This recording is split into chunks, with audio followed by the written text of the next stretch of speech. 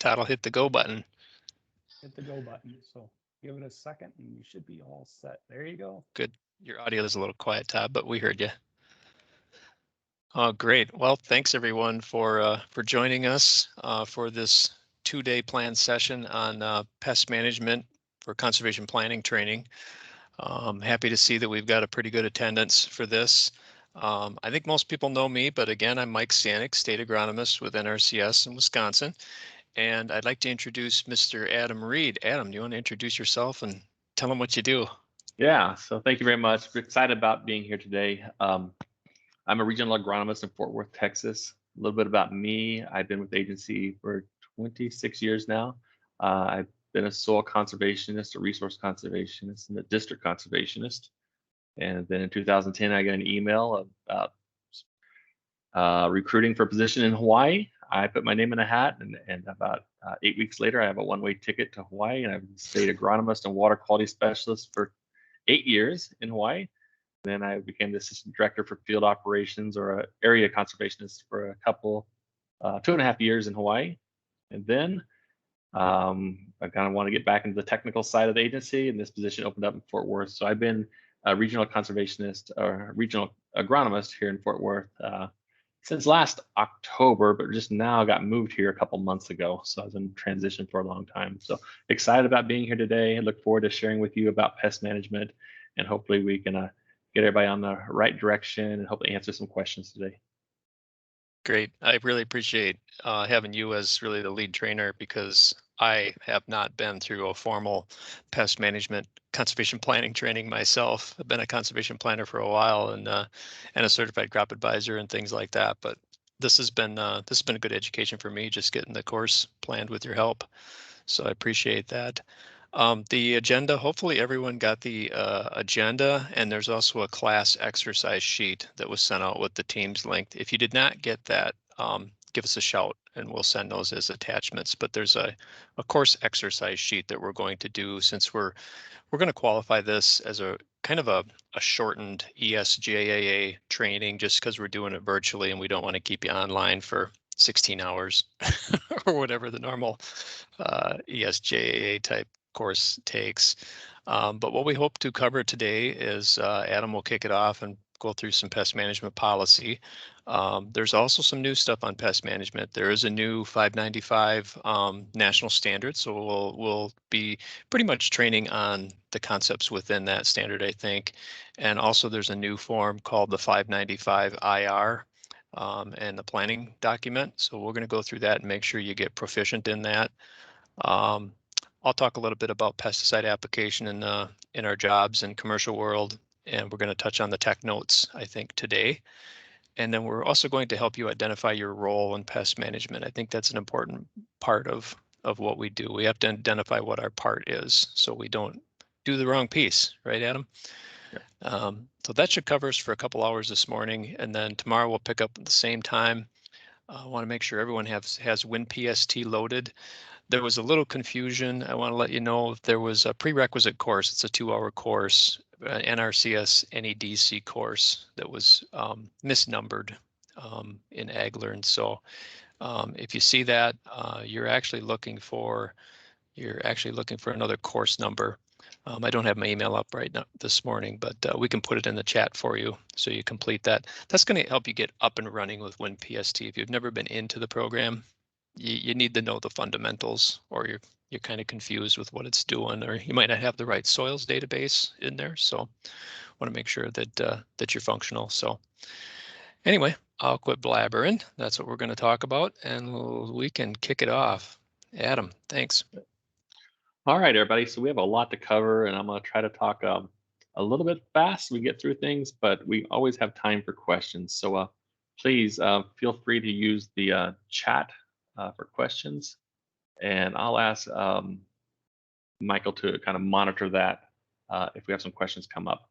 And also we have the features of raising your hand or thumbs up or things like that. So if you have any questions, feel free to use that. Or if I ask some questions, I appreciate a thumbs up for a positive response, things like that. So anyways, we'll get started. I think I've already shared a little bit about myself, and I would like to get an idea from everybody about your experience with pest management. How many would say they have a great deal of experience? You can give me a thumbs up on that. I'm not seeing any. How many would say have a very little level of experience? I see 1, 2, 3, 4, 5, 6. Okay, so that's great. So that kind of gives me an idea of where we're starting from.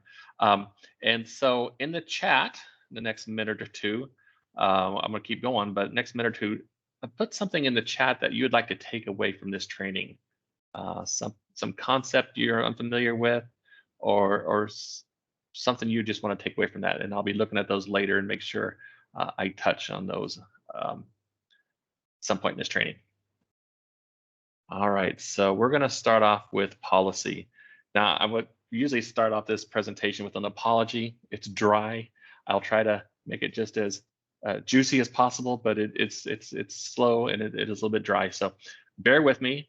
Hang with me for not a very long presentation, and then we'll turn it over to Mike to talk about some real world experience. So the pest management policy is found in our general manual, part 190, Ecological Sciences, and subpart 404, Pest Management.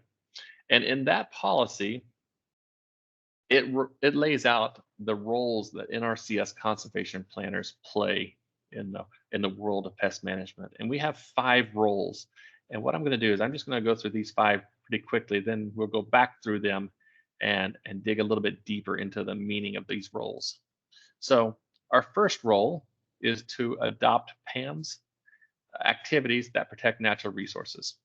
So PAMs, this is the concept used through IPM a great deal, but it is the concept of prevention, avoidance, monitoring, and suppression of pest. So that's what we're talking about when we talk about PAMs. And we're talking about activities that protect natural resources. That's the key part there too. Number 2, our second role is to evaluate environmental hazards associated with the client's probable pest suppression strategies. Number 3, mitigate and identify environmental hazards of pest management strategies through PAM's practices and activities. And we'll talk about more what is a practice, what's an activity, and what's the difference here in a moment. Number 4, to inventory, assess, and suppress noxious and invasive weeds on non-crop land. We'll get into that, what that means here in a moment. And number 5, our 5th role is to suppress weeds to ensure successful implementation and or maintenance of permanent vegetative conservation practices. So let's dive into each of these just a little bit more. And I'm going to start with number 2. Policy says we don't have to do these in order, so I'm not going to do them in order because our first role really should be to evaluate the environmental hazards associated with the client's probable pest suppression strategy. And when we think about pest suppression, there are really 4 types of suppression. We talk about chemical, we talk about mechanical or physical, and we talk about biological, and then cultural practices.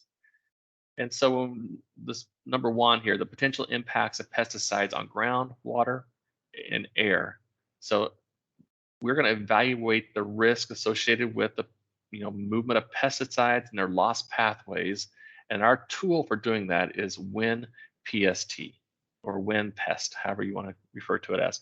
And we're going to tomorrow, we might open up the program today, but tomorrow we're going to dive into the program and make sure everybody is familiar with WinPST, because that is our official tool for evaluating loss pathway hazards for pesticides. Number 2, we're going to be looking at the potential impacts of mechanical pest suppression activities on site soil loss and potential off-site resource effects. And our tool for that, as everybody's familiar with, is Russell 2 for water erosion or WEPS for wind erosion. So if we are using mechanical treatment for the removal of pest, we need to make sure we're not having some harmful on-site or off-site impacts due to that through soil erosion and sediment loss. So an example I can think of right off the top of my head is working in Hawaii, we did quite a bit of pest management and removing of a large brush through the brush management practice on pasture and range. And some of these sites are pretty bad and pretty steep, and we had high rainfall, and we removed the brush with bulldozers. So we had to be concerned, what that pest suppression strategy, that physical removal of the trees, would have on soil loss. The third is biological pest suppression. This could be the release of insects, possibly of a disease to impact insects. And for this, we don't give you a tool to evaluate the risk. This is where you're going to need to, and I don't know if we're going to be doing this very much or not, but this is where you'd be working with University Extension, reading the literature of what the proposed pest suppression strategy is, and have to make a judgment if that is going to cause any environmental risk. And if this is where, if you're outside your comfort zone, this is where you get a hold of Mike and talk it over with him and come to a decision, because he's there to support you in all these activities. And number 4 is cultural practices. These are a lot of the good agronomic practices we do to try to reduce pests, everything from crop rotations, and another good one here is burning, prescribed burning. We use burning quite a bit in different areas to address pests. It could be on native prairies, it could be on pastures to get rid of, I don't know, eastern cedar trees. It could be used on a whole host of them. I just drove through Kansas recently. They use it on wheat stubble from time to time to reduce weed pressure and reduce residue prior to double cropping soybeans. So those are, that's number 2, to evaluate environmental risk hazards. Let's see. Oh, so I guess my animation is coming through. I'll just go through that quickly. Number 3, our third role is to mitigate the identified environmental hazards of pest management strategies through PAM's practices and activities. So we'll be opening up these 2 documents here in a little bit, Agronomy Tech Notes 5 and 9. But when you evaluate the risk of pesticides, you will get a hazard rating of either anything from very low, low, intermediate, high, or extreme. And each of these require, as it gets more extreme, requires additional mitigation to mitigate those risks. And different practices and techniques are defined in Tech Notes 5 and 9, and a point system is assigned to them of how much mitigation they are providing. So I'll show you how this works when we get into the Tech Notes. But for example, an extreme risk hazard would have a requirement of 60 points of mitigation. So to mitigate it correctly and fully, you would have to have enough techniques and or practices that provide 60 points worth of mitigation to offset that risk hazard. Our next role is to adopt PAM's activities that protect natural resources, categorized as prevention, avoidance, monitoring, suppression activities. And this kind of goes hand in hand with the one we just talked about. The first one is we identify those, and now we help producers to adopt those. And we essentially help them by adopting them by the implementation of the 595 practice standard. We'll be using the Tech Notes for this. We'll be using university IPM guidelines and publications. And don't forget, we can also use our conservation practice standards, such as conservation crop rotation, if it's designed for the purpose of breaking up a pest cycle, or possibly cover crops. Our next role, number 4, is to inventory, assess, and suppress noxious and invasive weeds on non-cropland. So I think maybe there's a little animation there, I think. So the key thing here is on non-cropland. Policy will not let us use suppression of weeds on cropland, but we can on non-cropland. And this is primarily put in the policy to bring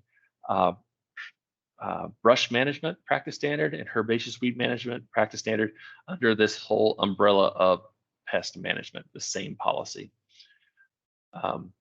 It does put us in a little bit of a different situation because now we are directly involved in the suppression of weeds or maybe other pests on cropland.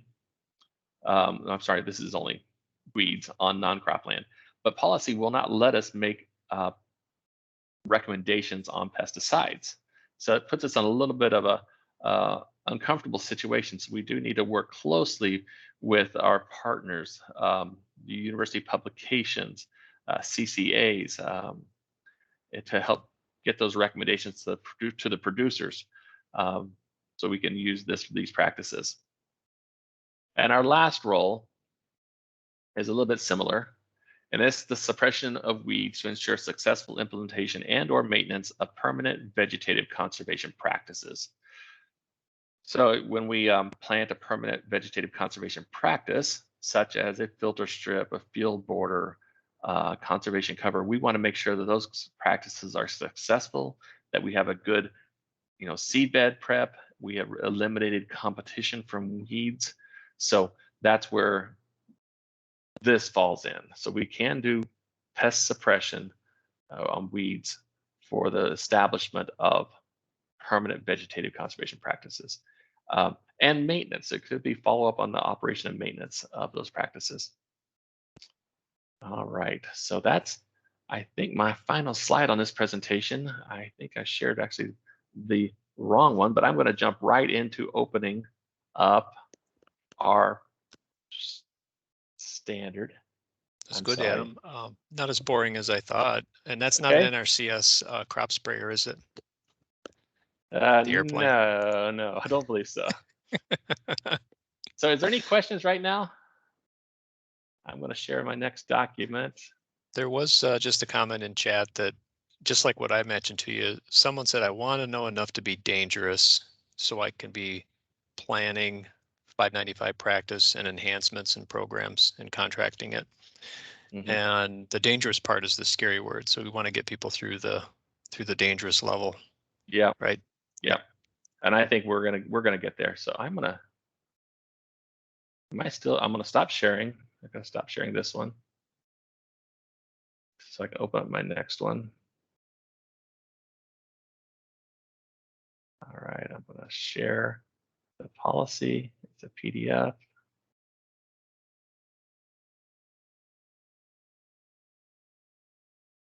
There we go.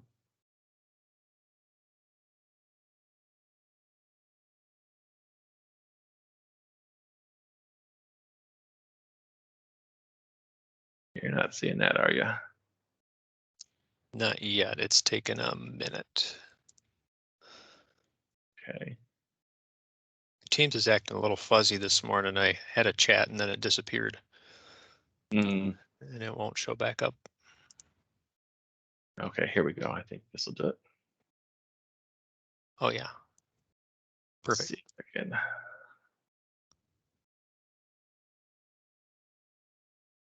All right. Is that more boring policy? Yeah, it's a little bit. So I'm gonna scroll to the top. And so what I covered is found in here. This is where that policy comes from. Our 5 roles. This has been recently revised. We did have 4 roles. Now we have 5 roles, but basically they just split one into 2. So I just wanted to bring your attention to this policy. I wanted to kind of bring a few things to your attention. Now I've highlighted a few things, and I always find that a little bit dangerous because people think, oh, if it's the highlighted part, that's the important part. But it's all important, but it just helps me organize my thoughts a little bit.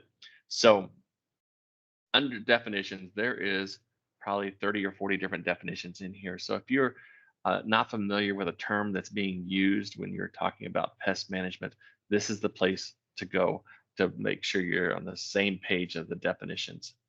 So we're going to scroll through this pretty quick here. There's all definitions. And then this is pest management subpart B, and this is our technical assistance. This is what we can do in terms of technical assistance. for our producers. And so I want to bring your attention to C, and I'm just going to read this section to you.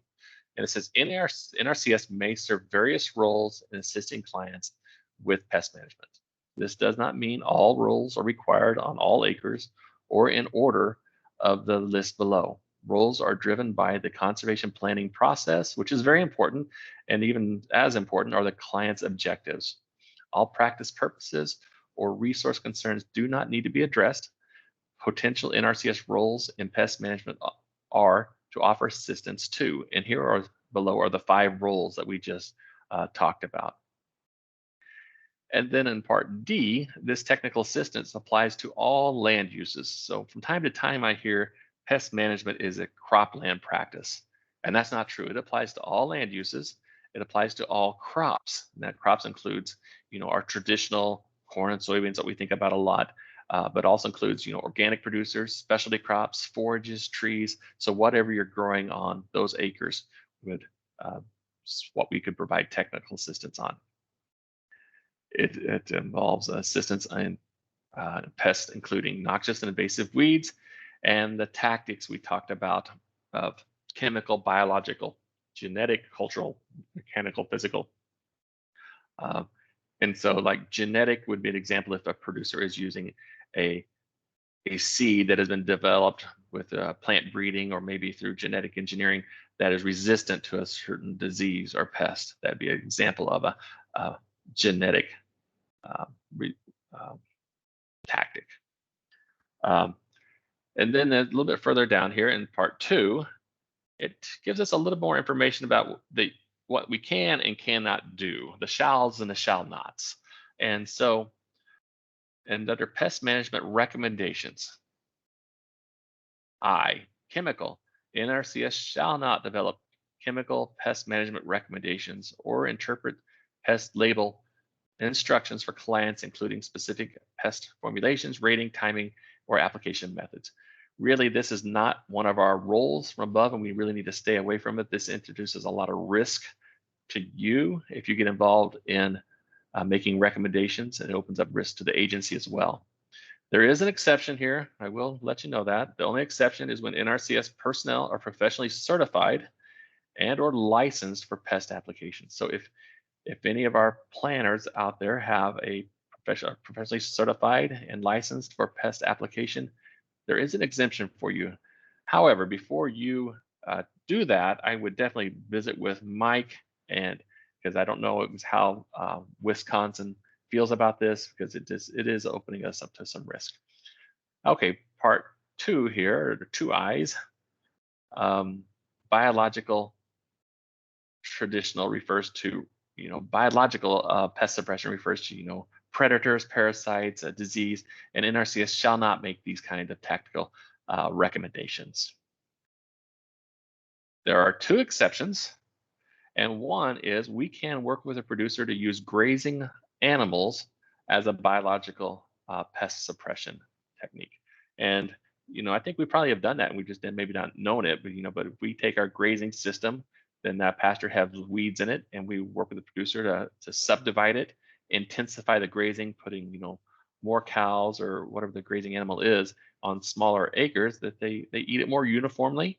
They'll eat the grasses and the good stuff, and they'll eat some of the less desirables as well, and then giving the plants then time to rest, and it just makes the good stuff better, and the undesirables slowly go away. The other exception is we can use as a biological suppression technique is the use of cover crops. This is new to this. This policy actually is very new. You see the date on it, May of 2021, and this has been added, the use of cover crops as a suppression technique, to outcompete weeds and suppress them. Genetic, NRCS does not make genetic tactic recommendations. Cultural, that's one we can do. NRCS does assist develop, those proper tillage systems, those crop rotation systems, those agronomic things that we do to address pest. And the last one here, part 5 or V. You might have to scroll down. Oh yeah. Adam. Yep. put it right here. Now I want to go back to the use of animals for Okay. pest management for a second. Okay, let me finish this and we'll go right back to it. So we can help. We want to make sure our producers have the best and most current information so they can make great decisions on what they're going to do. So if we have publications in our office or information from University Extension Wisconsin that has recommendations or a publication that may give effective ratings for how good pesticides are performing on different particular pests, we need to put those in the hands of our producers so that they can make good decisions on what pest suppression techniques they choose. Okay, so Mike, let's go back to the grazing animals. Yeah, two things. Animals is a cultural, right? It's listed as a biological. Biological. Okay, I can agree with that. And in Wisconsin, we do woody shrubs, invasive plants, things like honeysuckle. And then they're in very hard to access areas, right? Where we might be trying to do a forestry renovation or a pasture renovation, things like that. We can prescribe that practice, right? We can plan to say, let's put 25 goats on a 2-acre hillside, temporary fence them in, and suppress or wipe out the invasive shrub. And then we can further plan other practices after that, whether it's tree planting or if the producer wants to follow up with a herbicide application with a recommendation from a consultant, right? That's a good strategy. Yeah, and so that's a great example of another. I'd use doing a better grazing system for cattle, but you may be able to introduce another species into your grazing system, like goats, that will eat those species that the browse on those things that the cows will not. So if we have a situation like that, you would probably be using a prescribed grazing as your practice standard, and the prescription. You just describe how you would prescribe that grazing. I'm not a prescribed grazing type person, but I think if we look up the practice purposes, it would fit in one of those practice purposes pretty well. And then when you evaluate the risk of that pest suppression, you'll probably find there's not a lot of risk associated with off-site impacts unless we go to severe overgrazing, and that would result in some sediment loss. That's helpful, but we wouldn't have to run WinPST because we wouldn't be using a pesticide for that pest suppression unless we had a follow-up like you talked about, Mike, in the future, if to get the stragglers. Yep, exactly. And I think we'd be reluctant about planning as a grazing practice because it's like super temporary. It might just be grazing for 2 months during the plant's growth season, and then we pull them out. So yeah, the other one's mechanical. That falls in a different category, right? We can definitely just make pest management recommendations to say mowing. We do this on our CRP contracts. It's almost a mandatory practice. So the mowing is a pest management, but it's mechanical. Yeah, so that falls in this one right here. Yep. Cultural, mechanical, physical. NRCS assists clients to develop appropriate cultural, mechanical, physical methods to pest suppression based on NRCS conservation practice standards. So absolutely, we can do those things. All right. Any other questions? All right, I'm going to go down here to number 8. One other thing we can do, NRCS assists clients who request an assessment of pest management hazards to beneficial organisms. So that is our native pollinators, our bees, our beneficial parasitic wasps and lady beetles and things like that, to develop appropriate mitigation. So that may be a big deal for some of our producers. And I'll show you through WinPST how you can get a hazard rating for pesticides for honeybees. And if it's hazardous for honeybees, we make the assumption it's hazardous for all beneficial insects. Number 9, NRCS. So just this. So if it's in policy, it means it's come up somewhere. And so, but just so this everybody knows, NRCS shall not provide assistance for suppressing pests in or on animals. So we are not going to be worming anybody's dairy herd or putting fly tags on their cattle or anything like that. Additionally, a little bit further down there, we do not consider, well, they are considered a pest, but we do not address feral pigs or anything like that in our policy. That would be outside of our policy. So the whole idea about policy is written pretty broad, and I like that because it has to be implemented in 50 different states, and it has in 6 different territories. So policy needs to be, not, it needs to define the box, but the box needs to be pretty big. But worming cows is outside of the box. I'm gonna scroll down just a little bit more, not too much more to cover in here. It does talk about resource concerns, but we're gonna get into that in more detail. And it talks about responsibilities. It defines what the responsibilities of our national headquarters is. It defines what the responsibilities of our National Technical Support Center. So that would be me, and our responsibility is to provide assistance to the states, and that's what I'm doing today, providing some training. It defines what Mike's role is here at the state office, and it defines what the roles are for the service centers.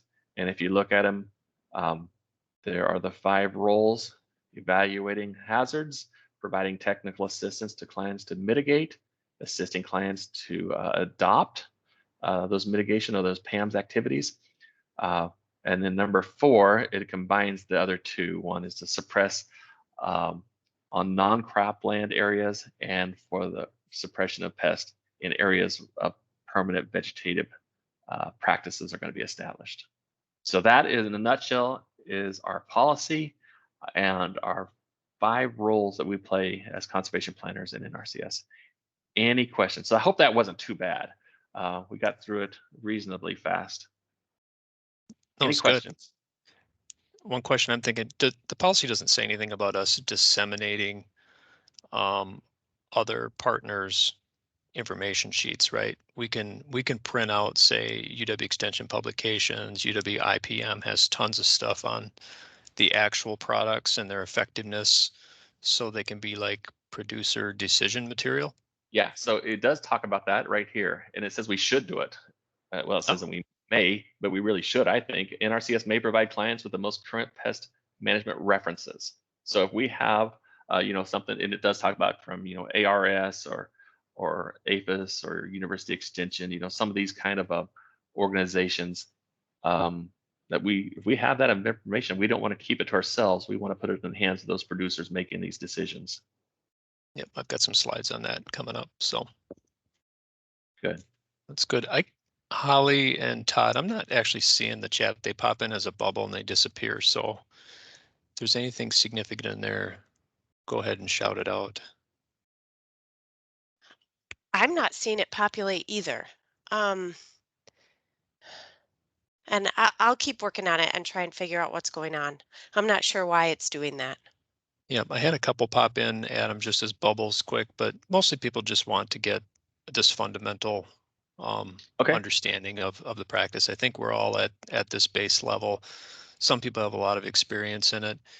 I myself know enough to be dangerous too, so I want to move beyond the dangerous factor. Yeah, and just be I recently effective. did this training in Kansas, and then kind of the same thing. People didn't feel like they knew enough to know what to ask, so they were just wanted to get the foundation so they can get started.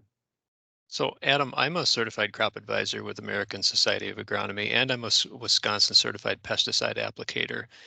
If I make an actual product recommendation and a rate and timing recommendation to someone, that's covered by my own professional certification, correct? And it doesn't involve NRCS for liability if offsite impact occurs? The NRCS will back you up on that.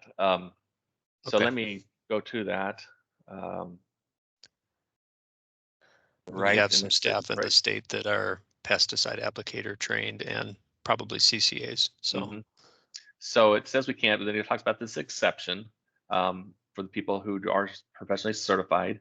They may make available site-specific application rate recommendation within land grant university guidance and the specific labels range with adequate reference source. When adequate reference sources are available to justify the specified rate. So, you have to be within, university recommendations and of course within the label and have that to back up your justify your recommendation. Okay.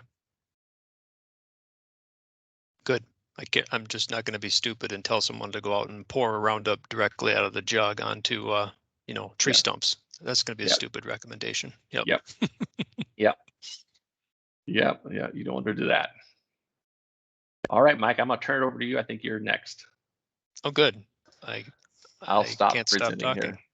Yeah, thanks. Thanks, Adam, for reviewing policy. Hopefully we'll move into, like you said, juicier parts of the training. We'll really get you hands-on into the tech notes and the tools here. So what I had to present this morning was maybe about 15 minutes of, I call it spraying reality check, right? I've been Adam, are you seeing my presentation? Yes. Good. I've been a certified crop advisor for many years, I think since '97, and I've been involved in managing commercial spray operations, 2 full-time spray crews, 3-person crews, spraying, you know, over 30,000 acres for one business, making all the spray recs for all of our clients and that. So I've been out there in the real world and put this stuff on paper, and I've seen some of the effects of it, and I've seen some of the pitfalls of it. So I thought I would cover that for just a few minutes, and I'm going to try and limit to just 15 minutes. So I'm just calling it reality check. I'm going to talk about what we're really doing as employees here within the agency.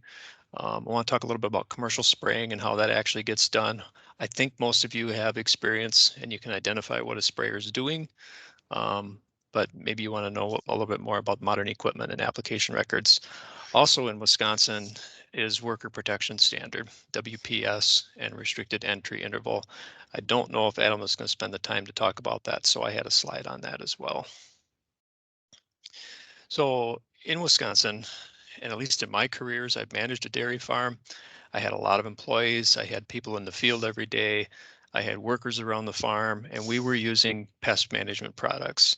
So insecticides, herbicides, fungicides, rodenticides, kills rodents, avicides kill birds. And I saw a new one this morning that was nematicides, right? These are it's nematode killing products that can be on your seed. So when I did all these types of practices on the land, I had to be posting what was occurring. I had to inform my employees to be careful of what they were doing because we contracted some of these practices through APHIS. So the average farmer is not going to get an avicide, right? This is a poisoned or tainted feed that these starlings can ingest. You can control them really well, but if you're not careful and if the neighbor's dog eats it, that type of stuff, there can be some real consequences. So it's planned out really, really specifically, right? So we do insect pest management. We do a lot of that on cropland and pastures and also other land uses like vineyards and apple orchards. Fungicides are used quite a bit in Wisconsin, so be aware of that. We have high value crops such as potatoes, snap beans, soybeans, especially this year. And a summer like we've had, you know, we've got August that's been 90 degrees, got very humid conditions. That just puts some of these fields into optimum white mold conditions, and that one can be absolutely devastating. So herbicides, we know some farmers just apply their own.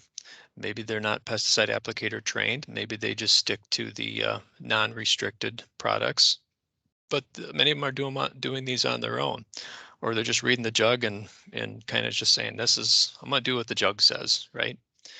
But then we know there's all levels of pest management that producers do. Sometimes they're hiring a scout to pre-scout those fields. Sometimes in commercial operations, the quick scouting I did was just get out there 15 minutes ahead of the sprayer. If I saw weeds, if I saw broadleaves, if I saw grasses, we mixed up the cocktail and the guy was ready to spray. He was in the sprayer and loaded, ready to go. Sometimes it's just a plant spray repeat process, right? So producer strategy is just to have a clean field all year long, right? But sometimes we don't think about these things because that's the name of our current Wisconsin standard. It's called integrated pest management. And the new standard that we're going to adopt from the national, I think, is called pest management conservation system. So it involves probably the same theories and ideas, but a strategy of scouting the field, looking at the goal of the producer, um, but also being careful not to kill the beneficials, right? The wasps, the lady beetles, the lacewings, these are all beneficial critters in the environment that I think they do more for us than we give them credit for. But an incorrect application or one that isn't planned out can have some detrimental effects. So as we've always said, NRCS doesn't make spray recs, but we know where to reference the materials so we can give that to the landowner to get the job done, right? We always recommend practices like brush management, but we never tell them, go get the brown jug at the co-op and go put that on, right? You're going to say, go to the co-op, ask them what their brush control products are for stump treatment, and they're going to hand them a jug of, Garlon 4 or Tordon RTU. So just be aware that we can grab all the publication materials you can find. I'll show you some sites where that's easy to get all that information, and feel free to share all of that land grant university stuff. I do this on a daily basis. And the way pesticide laws is that the company who makes that product puts it right on the label. That's basically the law. It was written by attorneys and the label is the law. So whatever the producer does with that jug of product, if they do anything that isn't on the label, they technically violate the law and can be held responsible for it. I think pest management is a super beneficial practice for Wisconsin NRCS and all the conservation work that we do. Sometimes we're working with our summer interns. Sometimes we're working with the neighbors or the farmer's son, and we're recommending, hey, just some spot spray on the practices, right? We're working in a landscape sometimes that you can't get commercial spray rigs into. So we're stuck going in there by hand with small spray rigs, hand pumps, things like that. So this is how it gets done on an everyday basis. I myself use a four-wheeler and I'm spraying things like food plots and multiflora rows and things like that on my own property. So I'm always thinking about some of these issues, the off-site effects of those products. And I think everyone's tempted to always mix a little extra ingredient in. We want a really effective product, right? Well, you probably just violated the label if you doubled the rate. You know what I mean? So be careful with that. Also, PPE is a term, personal protective equipment. I use it personally. I use gloves, I use mask. It's the law as well. And it's the law, actually, if they have employees involved, they have to provide personal protective equipment to their employees. It's the law. Forestry management's common where we're doing a lot of pest management. Of course, we're doing these stump treatments. We're adding dyes to it so we can see that we've sprayed that stump and we don't actually spray it twice. So go ahead, you can get some information from the UW websites, the WISC-EDU. There's herbicide mode of action documents there you can print out and keep. You can disseminate those to the landowner. Another question I get is, what is an adjuvant? I get that a lot. And I've been there and I've asked the farmer, well, what kind of adjuvants do we want to put in your spray? Are you willing to pay for it? Right? Well, they don't even know what it is. They say, oh, here, just fill up with water from the irrigation rig and you get the water for free. But you don't realize that water could have a pH of 7.5 and your spray can be highly ineffective if you don't have an adjuvant. So the adjuvant itself is not a pesticide material, but it is important to use it correctly and according to its label. A lot of spray mixtures we put in crop oil concentrates. They can be petroleum based, they can be vegetable based products, they can be alcohol based products. Their main job as a non-ionic surfactant is to break the surface tension of a water molecule. If you ever see some of these plants that can be very hard to kill, like grasses, it's almost imperative that they put in an NIS surfactant into it to kill grasses. You can put Post, which is a herbicide name on it, but if you read the Post label, it almost always tells you to put an NIS surfactant in with it. So it's important that the producer reads that if they're choosing that product. Of course, we've got a lot of products that are kind of all in one. We have drift retardants, NIS, and a whole bunch of stuff, water softening ingredients all in one. If you've ever seen the truck and trailer and the spray tender go out to the field, he's got a big bulk container for all the herbicides that need to be applied. There's an inductor or a mixing unit there where the chemical goes in. He's mixing it with the water, and there's an engine on here that's pumping all that water up into the sprayer and all that pre-mixed product.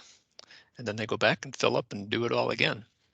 But AMS is pretty common. I used to buy this by the pallet when we ran commercial spray operations, and a couple bags of this go in and it gets dissolved in water. It's a salt and it softens the water. It's a spray conditioner. So these are the type of rigs I used to operate. I used to train employees for these. I used to get parts for all these these pieces of equipment too whenever they get broken. But these things are absolutely amazing, and they might be scary, right? They're as big as a house. If you had a Toyota Prius, you could probably drive it underneath them and it wouldn't even touch the bottom. That's no joke. That could actually happen. But modern spray booms are huge and coverage is gigantic on these pieces of equipment. 45, 110 foot wide on the spray booms. All these sections can be controlled. This whole rack, this whole unit of spray arms can be raised and lowered to the ground. It can be lowered to the ground where it almost touches the ground. It's detrimental to the spray nozzles to be bouncing on the ground, but it definitely does. And there's sensors on the ends of these things now too, where it can actually kind of float and level itself automatically as the sprayer goes across the field. A lot of them have foaming tips. They're not really using a lot of foaming tips now because this little antenna up on the roof right here is about a sub-inch accuracy GPS guided unit on the top of these, and it knows exactly where the location of the spray tips are in the end of that boom, so it can map that out. It's not uncommon to see these things have 1,000-gallon spray tank in them and additional saddle water tanks on them for washing and rinsing. They can easily spray 80 to 100 acres in a couple hours with a single tank load. So acres per hour per day. When I managed 2 spray units, we got up early in the morning and we were out all day. Sometimes regardless of wind condition, humidity, that type of stuff, but that's the contract. Get the acres done per day. So if you see these units, you got to get out of their way. They're working by the acre. Inside the cab is really impressive. A modern cab can easily look like this. It can be self-guided in some cases. It's steered by a joystick. It can have a map that's mapping out the spray pattern. They can adjust the spray rates digitally, the spray pressure. It can affect the gallons applied, and they can be extremely accurate. Avoiding overlap is a big issue in spray. You don't need to spray the same spot twice, right? And if you do, sometimes you're doubling the application of the product. So these machines are absolutely amazing and very comfortable too. The spray nozzles, a lot of these are equipped with multiple spray tips. You'll see that a lot of times. 4, 5, 6 tips on here of different kinds, and some of them are electronically controlled. They have sensors on them. They can shut each nozzle or each tip off. And so some of the new ones now, you'll see that they're actually pulsating. It seems like they're just spitting at a very high rate. And that's to be more efficient in the application of the product as well. The other parts of it real quick, there's an inductor tank on the side. This is where the products go into these sprayers. It gets put in here, they turn the valve, it sucks it up into the main tank. This looks like a fire hose connection. It actually kind of is. It's a 3 or 4 inch quick couple connection. That goes right there to the tank on the semi or to the water connector, and it pushes all the water up into these units. It's absolutely amazing how fast you can load 1,000 gallons of water into one of these and mix your load and be out. So the main point I want to get to is that even with all commercial spraying operations, you might see some of this from the producer. Hopefully you're going to see a record of their applications, right? They're going to say, well, I'm going to do the same herbicide program next year. Here's the papers that I did last year. They're required to keep these records. Farmers are required to keep it, especially if it's a restricted use pesticide, an RUP, but they have to keep records of all of that if they're ever audited. And the actual commercial applicator has to keep all the records of that too. So this is one sign that if you see in the field, you have to obey it. I think it's a sad guy holding up his hand saying, keep out, right? A lot of our restricted entry signs have to be dual language now in Wisconsin. And if you see this, this means that there's a restricted entry interval. The landowner has posted the common entry point to a field and says stay out. They're required by law to do it, because if you disobey it and you go in and you're impacted by the product that was sprayed on the field, you could be injured. So don't enter the field. Always go back and speak to the landowner, and he'll tell you, oh yeah, they sprayed it this morning. Keep out for a couple days and come back later when the entry interval has expired. So excellent references I like to go to. I'm always going to the UW IPM sites and pest management sites and referencing all these great things. These are all quick links, but if you go to the page, there's a whole bunch of reference materials that you can get, even some that pertain right to management of invasive weeds on conservation reserve programs. So hopefully those are available to you in your office. You can hand them out like crazy. This is a web page right here you might not be familiar with. Crop Data Management Systems website. I use this one a ton in my former careers, managing spray crew. I had to keep the labels, right? Sometimes the landowner will peel it off of the tank or peel it off of the jug, but the cdms.net, super easy to navigate. You just go to it. I always had a bookmark. And let's say you bought a new product called Rodeo or something. It'll search by common name, Rodeo, and you can get the full PDF label of that product.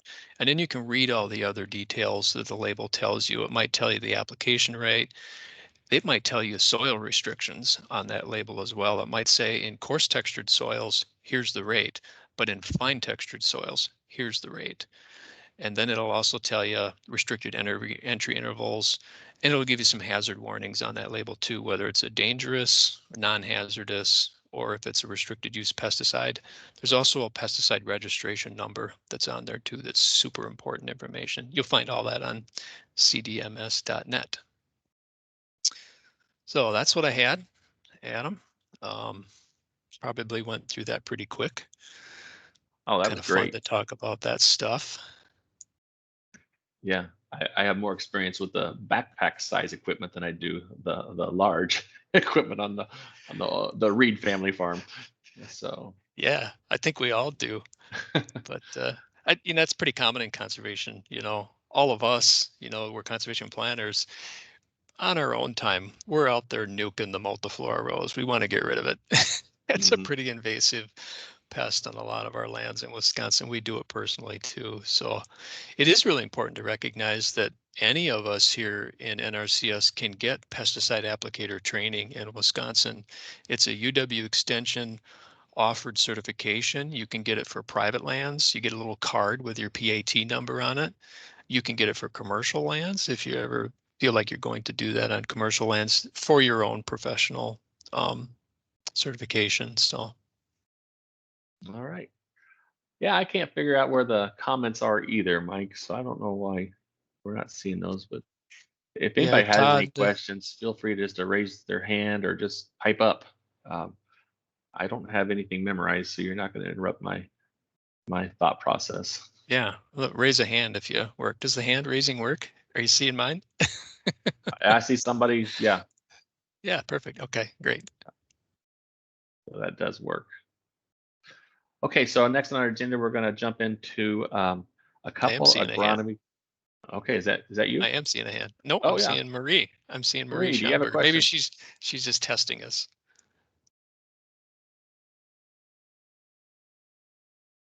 All right, I think so. So we're going to jump into a couple of agronomy tech notes, Tech Note 5 and 9, and these are found on e-directives under technical notes and navigate to agronomy, and you'll find them there. And just for your information, these were both published in, I think, well, this one was 2011. I can't remember when. Then Tech Note 9 was published in, let's just see, 2014. They're both being rewritten right now. I've reviewed drafts of them. I don't know when they're going to come out. Probably pretty soon, because they first want to get the policy released, which was done, and then they're going to do this. And they're going to change up quite a bit, but not so much in the tables, the main point we're going to be talking about today, but they're going to be adding a lot of the prevention avoidance tactics that a producer might consider adopting as part of an IPM plan. So anyways, I thought I would just go through these two documents with you a little bit, just so you're familiar with them, and highlight a few items, and hopefully you'll see where policy once we get the practice standard, where how it's written, you'll see how the policy flows through the standard, and also these tech notes flow into the standard as well, and into the job sheet. So let me just scroll through this a little bit. I've highlighted a few places I want to stop and camp out for just a little bit and share a little information. So our tool that we talked about, we're going to be using in this is WinPST, and it is the tool that's nationally supported. It's going to give us our hazard ratings, and how it does that, it looks at the individual soil properties. So it's very specific to the site you're working on. You have to identify what soil types you have. It's going to look at the pesticides being selected, their physical properties, and also toxicity data from those pesticides. It's going to be looking at how is that producer applying it? Are they broadcasting the whole field? Or are they putting it down in bands? Or is it a spot treatment? Looking at also how it's being applied. Is it being surface applied? Is it being foliar applied? Or is it being incorporated into the soil? And also about how it's being applied in terms of the rate. Is it a standard rate, low rate, or ultra low rate? And I'll show you how you define all of these once we get into WinPST, because broadcast, what does that mean? Versus banded versus spot, and what percentages of the field does qualify for spot versus banded, and that's defined in the WinPST. And also about the rates as well. The last thing is there's a feature in WinPST about if we are in a humid or a dry environment. And it'll just there's a button you put wet or dry basically, and for Wisconsin, way it's defined, I think you're always going to be in a wet environment. There's always going to be a reasonable chance of getting a runoff producing rain event, in that time period. If you're out in the Mountain West, very, very dry, so that's a different situation out there. I'm going to scroll down just a little bit more. This is a very, very general description of conducting WinPST analysis. And they divide it in 4 steps. And step 1 is you choose the major soil types for the field. That's pretty easy. Generally, that cover at least 10% or more of the area. So if you have a large field and you have a soil that's only represents 1 or 2%, probably not going to worry about that one, because we don't want to manage the field based upon 1 or 2% of the soil. Step 2, choose all the pesticides the client's planning to use. So that just shows that you're going to have to spend quite a bit of time with your producer. There's a lot of information to gather. Not only have to choose what they're using, they have to choose how they're using it. The application rate, is it being band applied, surface applied, spot applied, all those kind of things. Step 3, analyze the results. That means basically you run a WinPST run. And number 4, you select the highest hazard rating for the soil pesticide interaction.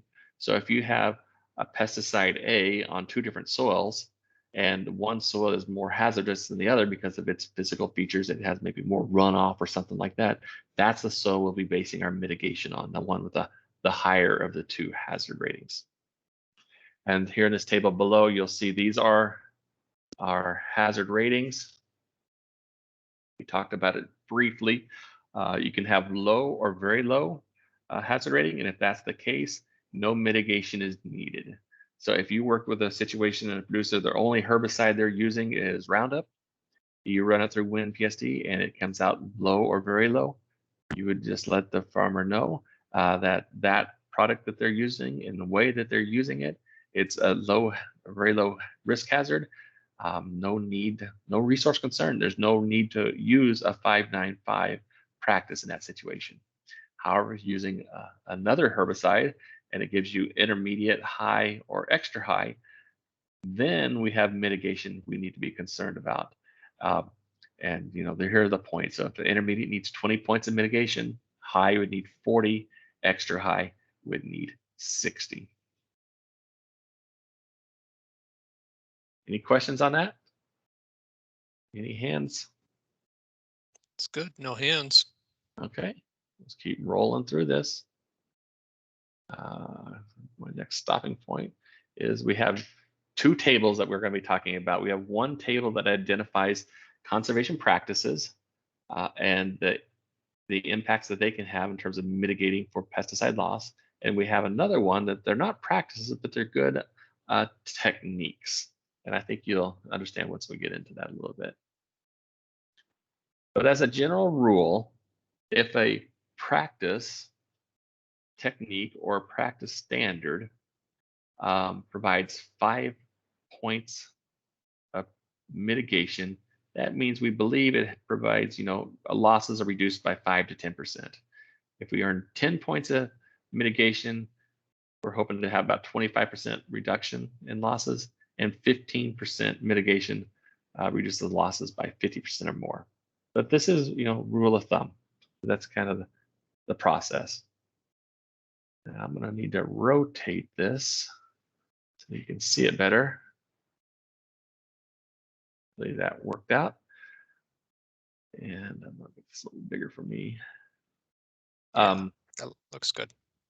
So table 1 is IPM techniques for reducing pesticide environmental risk. And so we have several techniques in here. And the first few are dealing with application timing. Avoiding rain, avoiding heavy winds, avoiding times of relative humidity. And so if you avoid rain, you can see that can provide mitigation for leaching, runoff, and absorbed runoff. But rain wouldn't have anything to do with drift. But if you use the application timing wind, that really wouldn't have anything to do with leaching runoff or absorbed runoff or solution runoff, but it would impact drift. So timing is a big one. We have other things in here. We have like formulation adjuvants, like Mike talked about earlier. We have monitoring. That's a big one. Now monitoring, the whole idea is you're using these techniques as a means to reducing losses. So the fact that they're monitoring doesn't reduce losses.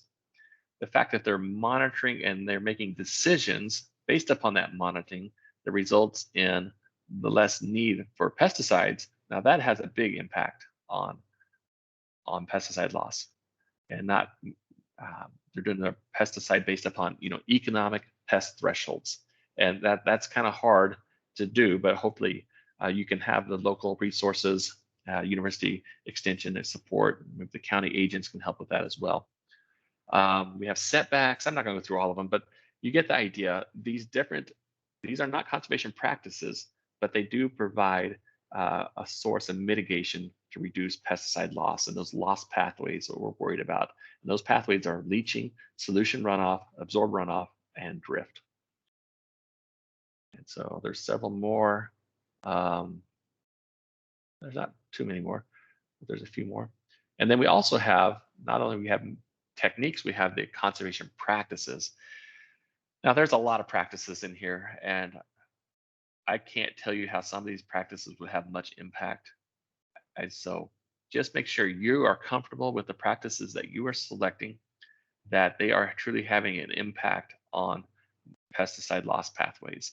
So a good example is if a producer plans to put in a windbreak to address drift, should they get credit for that? If you think they should, raise your hand. Okay, so no one thinks they should if they put in a windbreak to drift. And everyone thinks they should not get credit for that. Raise your hand. Okay, so about the same. Okay, so a couple of people said they should not get credit for putting in a new windbreak, and that's exactly right, because if you install a new windbreak, you're planting trees that are a few inches to a foot or two tall. They're not very high. They're not effective yet. So installing a new windbreak will be effective at some point in time, but it won't be at the time of installation. So you got to make sure the practices are functioning before you would give credit for mitigation. So anyways, they have a bunch of them in here. This one, filter strip, that makes a lot of sense to me. I mean, that practice is designed for, filtering out absorbed runoff. And solution runoff. It's less effective at that, but it's still designed for that. Irrigation water management, IWM, that can be a very powerful one. You know, if we better manage the irrigation water to reduce any potential for runoff or leaching. But irrigation system sprinkler, I don't know how that's giving much mitigation, unless really much mitigation, because you can have a sprinkler system that's going to be completely mismanaged and not doing any good. So just make sure what you're selecting you feel comfortable about. Also, like these residue tillage managements would be pretty good ones, especially on for absorbed runoff. If we're reducing erosion, we would be definitely addressing that. So any questions on this? I could see, Adam, where this is going to be hard. If the producer chooses to spray an extremely toxic product that has a super high risk of adsorbed runoff, right? It's attaching to soil particles, and it's going to leave the field. Mitigation could be 60 points. Yeah. Now you're talking 4 15-point practices. Yeah. Yeah. So the ones extreme are really kind of hard to deal with. So that's when, if you can't mitigate it, that's when you have that conversation with the producer. Who, you know, so these are producers who are coming to us who are really interested in doing something good with that. And so you may want to have them say, well, maybe we should go visit with your consultant and see if there are any other products on the market that'll meet your pest management objectives that have a, you know, we can find to have a lower risk hazard.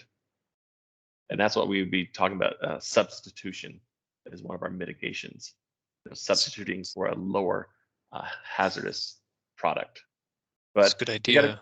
we got to be careful that we're not making recommendations. We're just giving them the information so that they can go visit with their consultant or whoever they get their pest management advice from.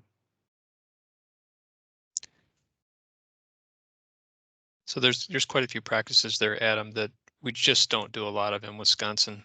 You Yeah. know, cross wind trap strips, we don't Yep. do much of. Cross wind ridges, I don't know if I've ever seen that practice. Yep. Put So on the once again, this landscape. is like national policy, so they have to write it pretty broad. So for those states that do use them, it's available to them. But yeah, there's a few in here I'd really want to get rid of, but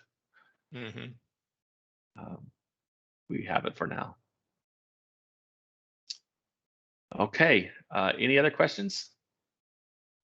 I'm not seeing anything, and I don't see any hands. See hands. Okay. So I'm just going to jump over here to tech note. So this tech note, just let's review the title real quick.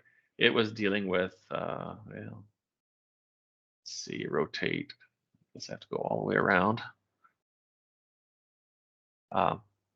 It's dealing with pest management, but it's dealing with really water quality. It's all about water quality. It doesn't really say that in the title. I thought it did. But then the next one, tech note 9, this is the tech note to address beneficial insects. And this one too is being rewritten, and it's going to have a lot more information. Now I'm not an expert on this by any means, but I just want to point a few things out. And if we need more information, there are really good resources on pollinators and beneficial insects that we can get you in touch with.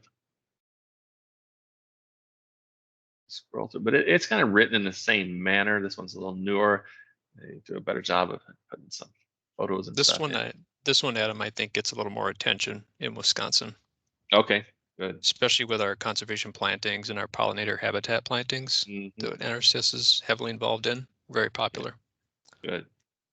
So it goes through the kind of the conservation planning steps. And you know, first one is identify the pollinator resource concerns. So that, and then it does have a screenshot of the 595 worksheet that we'll be introducing here in a little bit. So we got to find out what those resource concerns are. And then we're going to need to identify potential pest toxicity to bees and persistence in the field.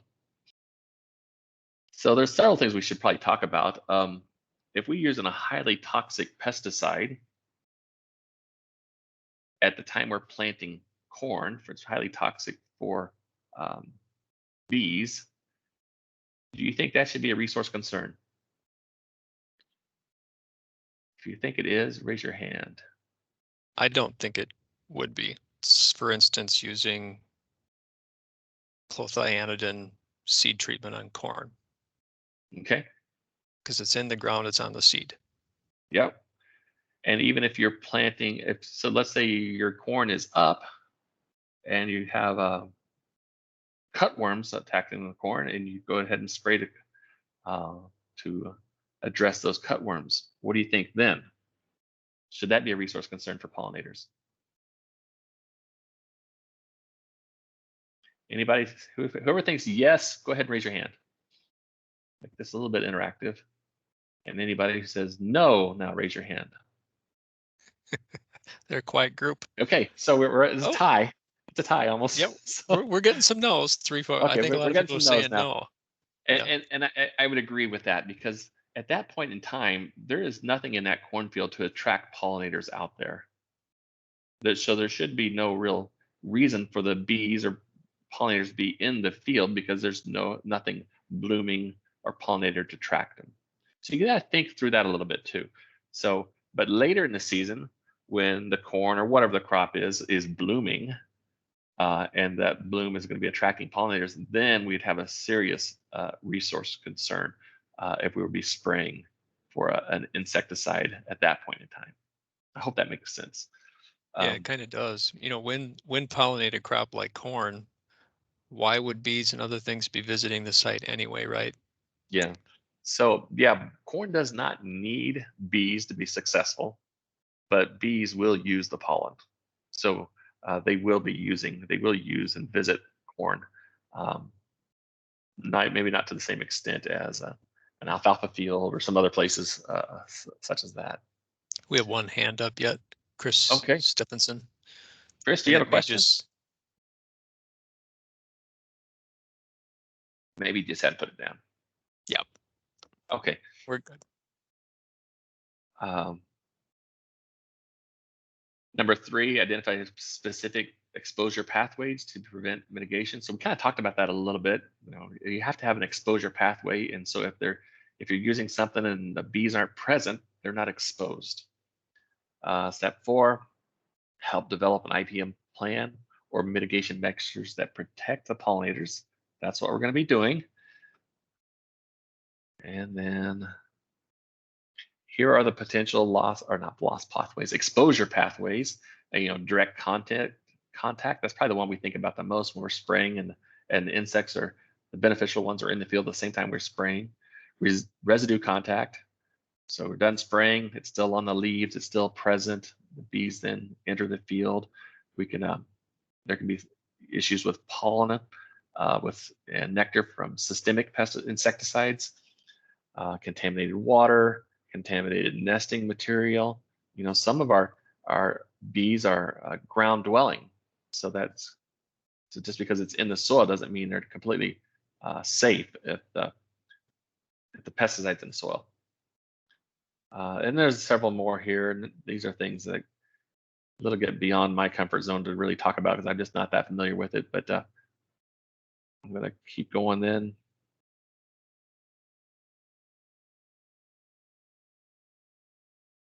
And I think we're going to get down here. I want to show you the tables. But this is really a document you should be, we're going through it fast. I just want to make sure you know where it is and what's in it. And here are some of the mitigation. You're just kind of hitting the highlights of what the need to know stuff is that comes through in WinPST. Most critical things that you're going to see later in WinPST. Yeah. And this document is being rewritten. It's going to be beefed up quite a bit. So here you're going to see the mitigation practices and techniques in the same document or same table. So we can see that conservation cover will provide 4 points of mitigation.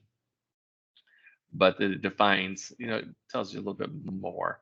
Here, the exposure pathways, it was A, and I think that was A is direct contact, the first one. B was the residual contact. So, and then the application at night, that's another mitigation you could do. That would avoid pollinators have gone, they've gone home for the night, you spray at night. That might be an option for some producers. It may not be an option for other producers, but there's several options here for spraying at night. One is first one there talks about has moderate toxicity and long residual time. It only gets 1 point of mitigation, but if you have one that has maybe high toxicity but very short residual time, it gets additional mitigation. It gets 5 points.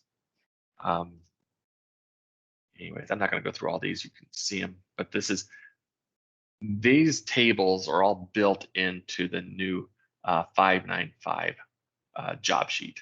So you won't have to go to these tables and these tech notes to find out how many points of mitigation each of these techniques provide. It's built into the job sheet, but it's important to know where that information came from. It came from these tech notes. So go through it real quick. Maybe avoiding bloom time, spraying prior to bloom, spraying after bloom, if that's a possibility, provides mitigation. And here are more conservation practices that provide some mitigation. And anyways, I think better not spend any more time on that because we have fairly limited time. So any questions on that? Those two tech notes? I had a question recently, Adam, regarding some of these infield prairie strips we're talking about as a conservation practice, or infield buffer strips that have pollinator habitat species, plants in them.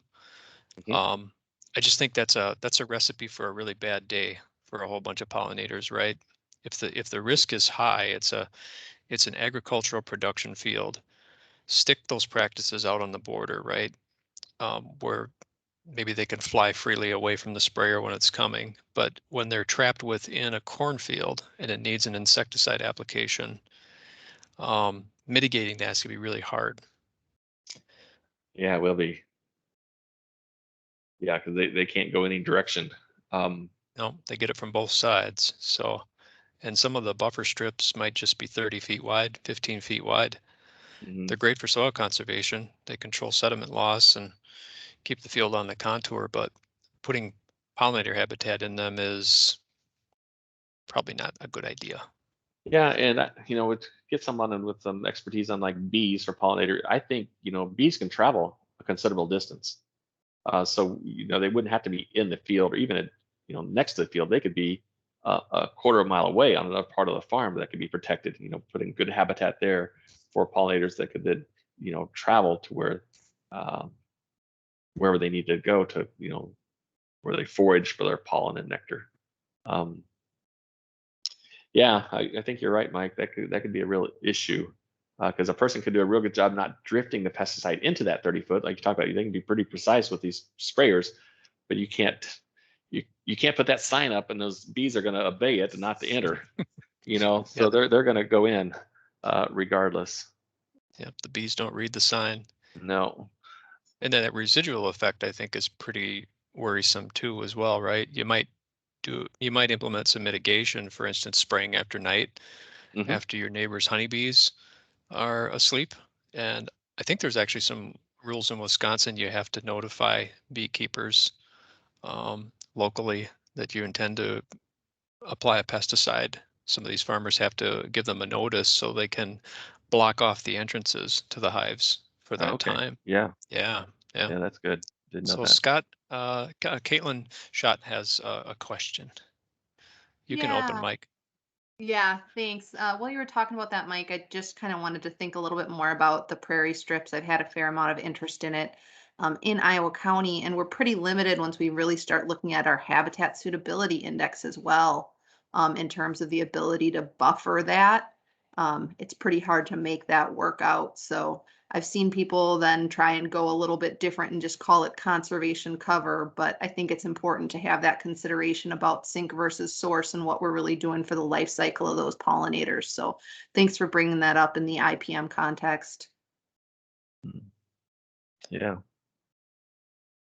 Yeah, and one more aspect on that, and I don't mean to take up too much time, Adam. We're down to about our last 40 minutes, but from a crop scouting perspective, from a crop production perspective, a lot of Consultants would not recommend putting a grass strip in the middle of a field. They tend to be egg laying strips for the moths, and stalk borer moths and things like that will love those sites for nesting and egg production. And then once your corn is up, stalk borer comes out from the grass, and now you've just increased the need for a pesticide application to control something, sort of a host strip for the non-desirable pests. Right. Yeah, because our insecticides are not, they don't discriminate. They're harmful to all insects. All right, I think we're any gonna more hands. Yep. okay, we're gonna jump into the practice standards. So let me stop sharing this and start sharing. So our Wisconsin standard is from 2013, and it even still says integrated pest management. So we've got until the end of the year to adopt the new national standard or make some revisions to it. So that's my goal. So really our focus here is on the new 595 standard, right? Yeah. Yeah. Okay, can you see that okay? Yeah, very good. All right, I scroll down to where we need to start here. Okay. So what we're going to do is talk about the old practice standard, which your guys are still using, and then going to talk about the changes, compare and contrast that to the new practice standard. So this won't take too long, but it'll bring up a few interesting points, I hope. So the title, we've changed the title. The 2010 version was called IPM, Integrated Pest Management. Always caused some confusion because what we were doing with IPM 595 is not what a lot of producers and University Extension think about IPM, because we were using this practice standard greatly to mitigate the impacts of pesticide and pest suppression strategies and techniques, not as much to really put together a PAMS IPM plan. So our new practice standard is now we've changed the name, and it's called the Pest Management for Conservation Systems. So we still, it's still about pest management, but it's also about conservation and the system, the entire system. Just so you know that we changed the title prior to 2010, back in 2000, I don't know, 5 or maybe even before, it was called just pest management. So hopefully we maybe settled in on this pest management conservation systems for a while. We won't change the name again, but no matter what we've done with the names, we have kept the same practice standard number. It has always been 595. So that's the consistent thing we've had so far. The next slide here, we're going to talk just about the definition. In 2010 version, the definition was a site-specific combination of pest prevention, pest avoidance, pest monitoring, and pest suppression strategies. That was the definition, a pretty standard IPM type definition. In 2019 version, it is a system that combines an integrated pest management decision-making process. So that's kind of a nod back to the PAMs that we were talking about in the previous definition, but we've added to that with natural resource conservation to address pest and the environmental impacts. This definition better describes what we're using this practice standard for. Our next slide, the purposes.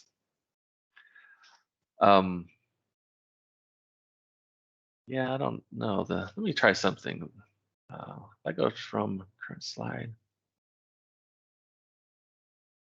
Can you see that now, Mike? I can see that really good. Purpose. Okay. All right. So this is going to work now with my animation, I think. So we have in 2010 we had 4 purposes, and they're all very similar. They'll be familiar to you. First one is they're all about prevent or mitigate, all 4 of them. But the first one is dealing with pesticides and water quality. The next one's dealing with the pesticides drift and volatilization. So that's our air quality resource concerns. The next one is prevent or mitigate to pollinators. So that's our beneficial, that's our animal resource concern. And our fourth one is prevent or mitigate cultural, mechanical, and biological pest suppressions to soil and water. So those are our four purposes, and they really define the four techniques we use. We use, pesticides for air, water, and then beneficial insects.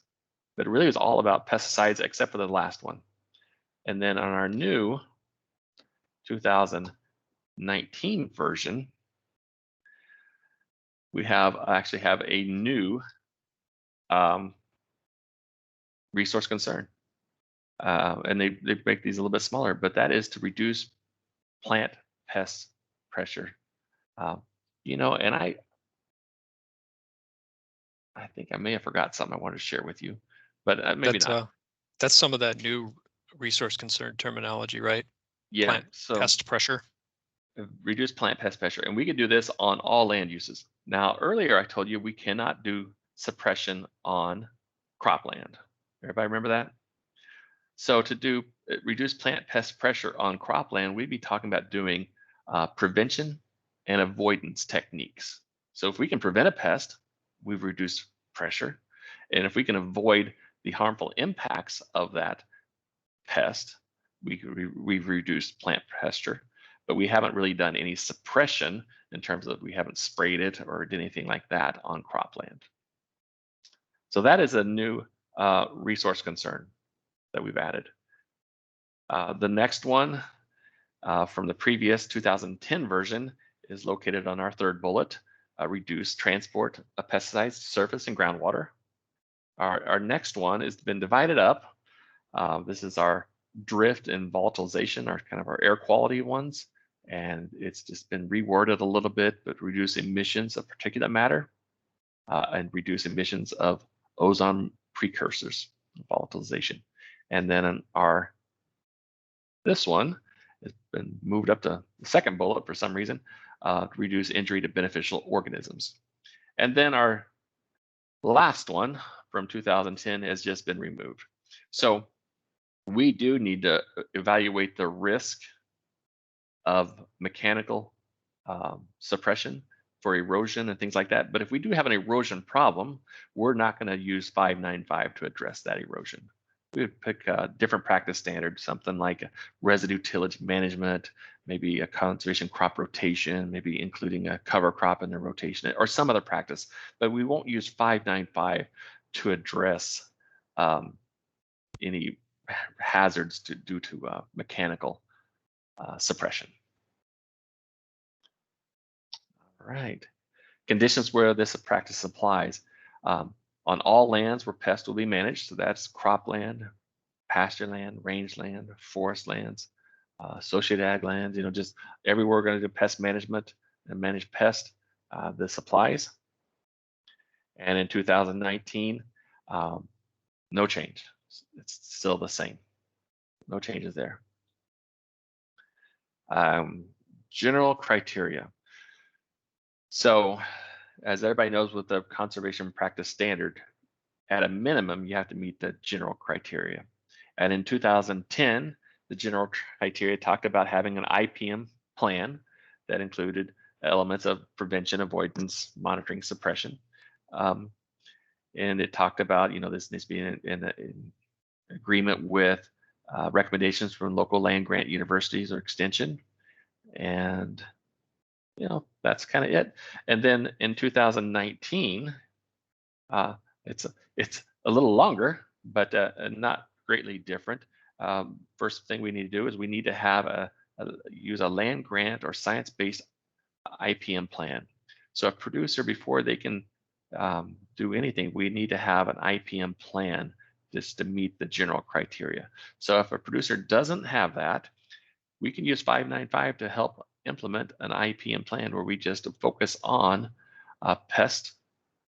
excessive plant pest pressure and develop those prevention, avoidance, and monitoring techniques to address pests. Now, we're not IPM specialists. We're going to lean heavily on university resources to do that. A lot of universities have publications on plant production of corn or soybeans or whatever the crop might be. And in those publications, it has good, agronomic practices to do to ensure successful crops. And some of that usually has a chapter or a few pages dedicated for pest management. So that could be the basis of like an IPM plan for a producer. We are also going to do these things. These plans need to be crop specific, and they also need to be. We also need to have what we're going to be targeting. What are the problems? What are the insects? We need to. Our plan should do some research and have an understanding of those pest cycles and try to exploit weaknesses in those pest cycles. When is the best time to attack them? But once again, we're not specialists on that. We're going to rely upon publications and other expertise. And then Adam, yeah, we're documenting specific plant species and specific target insects, the specific name of the pest, right? yep. Okay. And that'll all be, it's all in the job sheet. I'll show you that. If you fill out the job sheet, all this is going to get covered. When using tillage or soil incorporation, we need to have a Russell run to verify, erosion is not a resource concern, or if it is, we're addressing it. And then lastly, the new standard does talk about document all activities and resources used to avoid development and to manage for pest resistance. So pest resistance is becoming a huge problem. So many weeds are now getting resistant to Roundup and other things, and it's just becoming a bigger problem. So if we can do a good job of rotating our pesticide chemistry up to address these pests, we can really manage for resistance and reduce the development of that resistance. Additional criteria. So in 2010, we had additional criteria for each of the practice purposes. There's one for the water quality, one for the air quality losses we talked about, one for the beneficial insects, and then the last one was kind of the catch-all, but for the times we're using cultural or mechanical or biological pest suppression. So in 2019 version, that has all been lumped into one. So we have the general criteria, and then we have the additional criteria. And our additional criteria is titled to reduce or discontinue the use of or mitigate the effects of pest management activities that may create environmental impacts to water, animal, air, natural resources. So it just lumped it all together, which simplifies things. Our plans and specifications, not a lot has changed here. They had 8, I know you can't hardly read this, but there's 8 items listed in the 2010 version that needs to be included in the plans and specification. And in the 2019 version, they changed it from a numbering system to a bullet system, but just really not a lot has changed. You can go through it line by line if you'd like, but in short, if you were to fill out the job sheet, the 595 IR that we're going to share with you, it will include everything you need to have. All right. And so we actually have 2 job sheets. We have one job sheet for those producers who just want to work in the general criteria world, where they're not really interested in trying to mitigate their pesticides.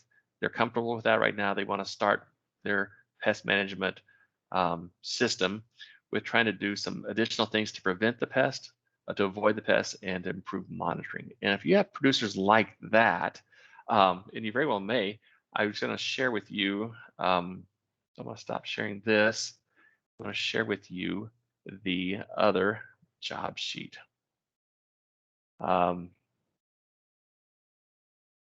Let's see. Stop sharing. And I'm going to now share.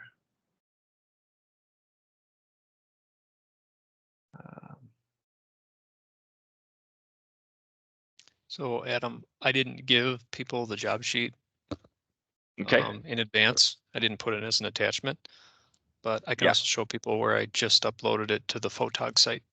Okay. Not the IR job sheet, but the actual Excel tool. Okay. Okay. So this is the IR you'd be using if you had a producer only wanting to work in the general criteria world. And so it would basically, they're very, as you know, all these national IRs are very general and they're all designed to be looked about the same. Description of the work, you would need to just verbally write out what are they going to be doing? What is the situation? What is the pest? What is the crop? And give it a verbal description of what's going to happen.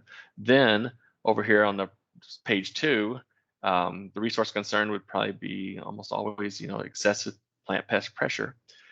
You could probably make an argument that you could achieve some of these other resource concerns as well, because if you can prevent a pest or avoid a pest and not need a pesticide, that would be a great way of reducing pesticide losses to surface groundwater if you no longer needed a pesticide. But you put your planned crop in. What is the PAMs and resistance management activities? You describe what you're going to do, and I think right here is you're going to say, when are you going to do it? Is it pre-plant, pre-bud break, growing season, or post-harvest? So you would just select that. And that's about all there is to that. So this is just a way of documenting on this IR the information they're going to be included in a new or maybe a revised or improved, expanded IPM plan that they've worked with University Extension or their crop advisor to develop. So just want to throw that out there. We probably don't use this a lot, but I want to make sure you're at least aware of it. So that leads me, Mike, to our next presentation. It's who is involved in developing a 595. So That's good. We can get through that one. I don't have a copy of this IR, so I'd like to see that because I can update the Wisconsin IR. Mm-hmm. And how did you do that? You got the whole presentation behind your head, and then you brought yourself in, kind of. I don't know what I'm doing here now. I don't know. So I don't. That's see awesome. That. Okay. Let's see. So I'm gonna stop sharing. Now we're going to share something else. Share screen. Okay.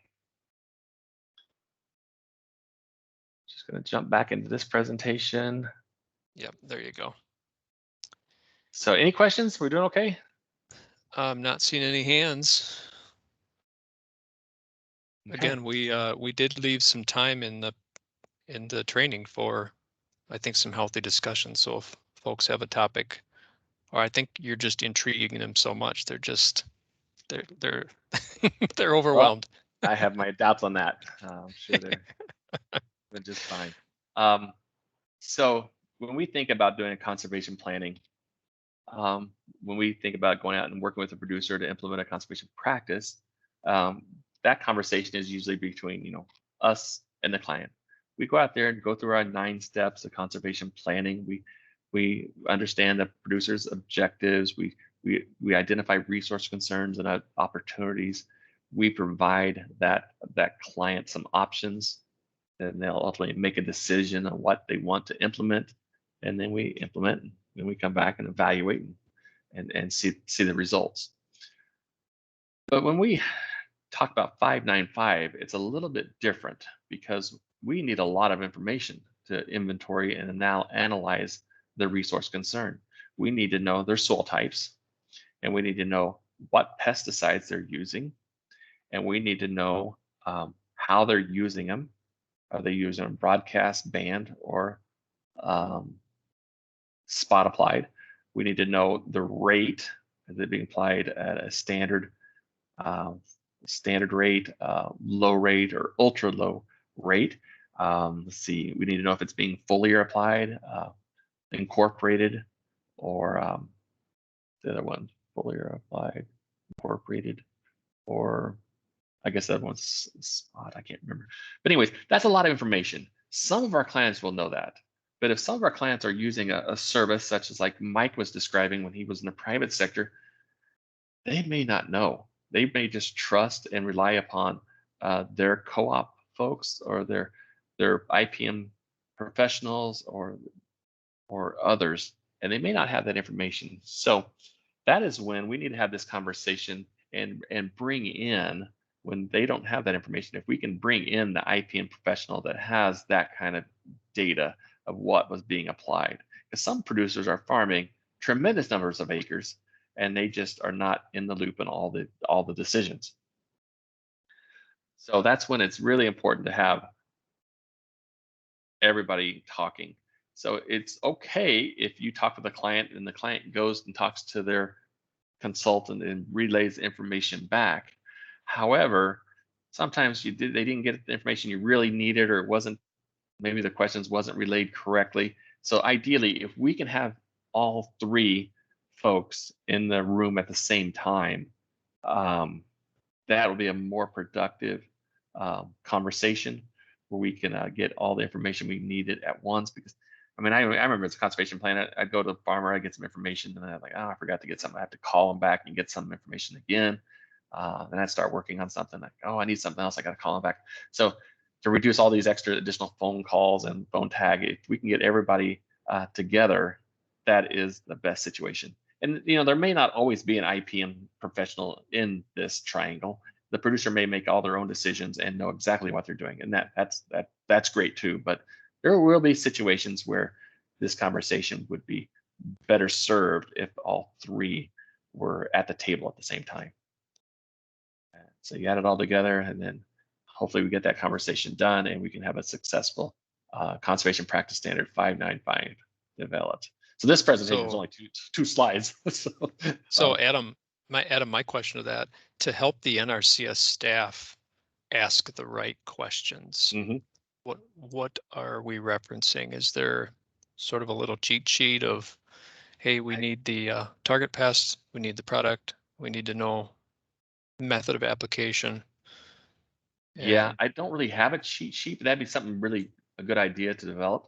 But yeah, what you're needing to know is you need to know we can find the soils. We know how to do that, but we need to then find out what are they using, how are they using it, and I guess why are they using it? What is like the target species like you're talking about? So like some will be very specific, but some pesticides like a Roundup burn down would be like annual weeds. They're not going to list every possible weed in the field, but just a chemical burn down, annual weeds, Roundup is what we're using.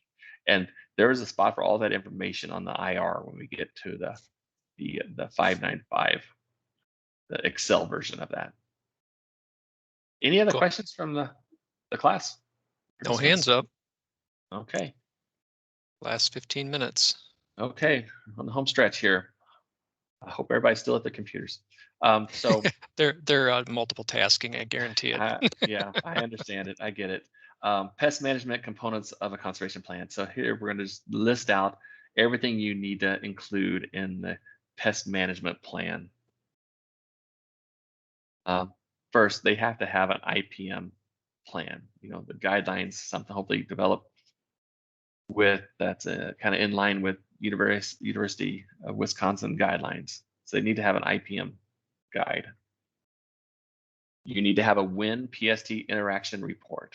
And we're going to be doing that tomorrow. I'll be showing you how to get into WinPST and run a report.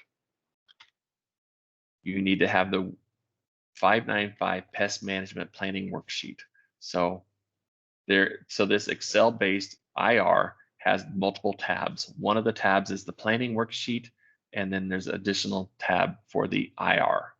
So it's all in the same document or workbook, but there's one tab is the planning worksheet, and that tab, what we're doing there is we're pulling in the data from WinPST and documenting existing practices that are providing mitigation and existing techniques that producers are already doing, who should be getting credit for that mitigation. So if a producer's already applying pesticides in a manner to avoid rain, they're going to get points for that. Then we have the 595 implementation requirements. That's just another tab on that same workbook. And then you should include a narrative that is very clearly describes what is required for the client. So this is written for the client, but it's also written for that next planner, so that a lot of people never think they're going to move, but people do move around, and someone else might have to pick up this plan who didn't write it, but are going to have to certify it later. So this is to help that next planner understand what is going on in the plan. So these are I think that's the last one. Yep. So these are the 5 items that are, documents that are part of a 595. The IPM plan, the WinPST interaction report, that'll be a PDF. The pest management planning worksheet, that's the workbook, one tab of the workbook. The implementation requirements, another tab of the same workbook. And a practice narrative that can be included in that Excel document as well. Okay, any questions on that?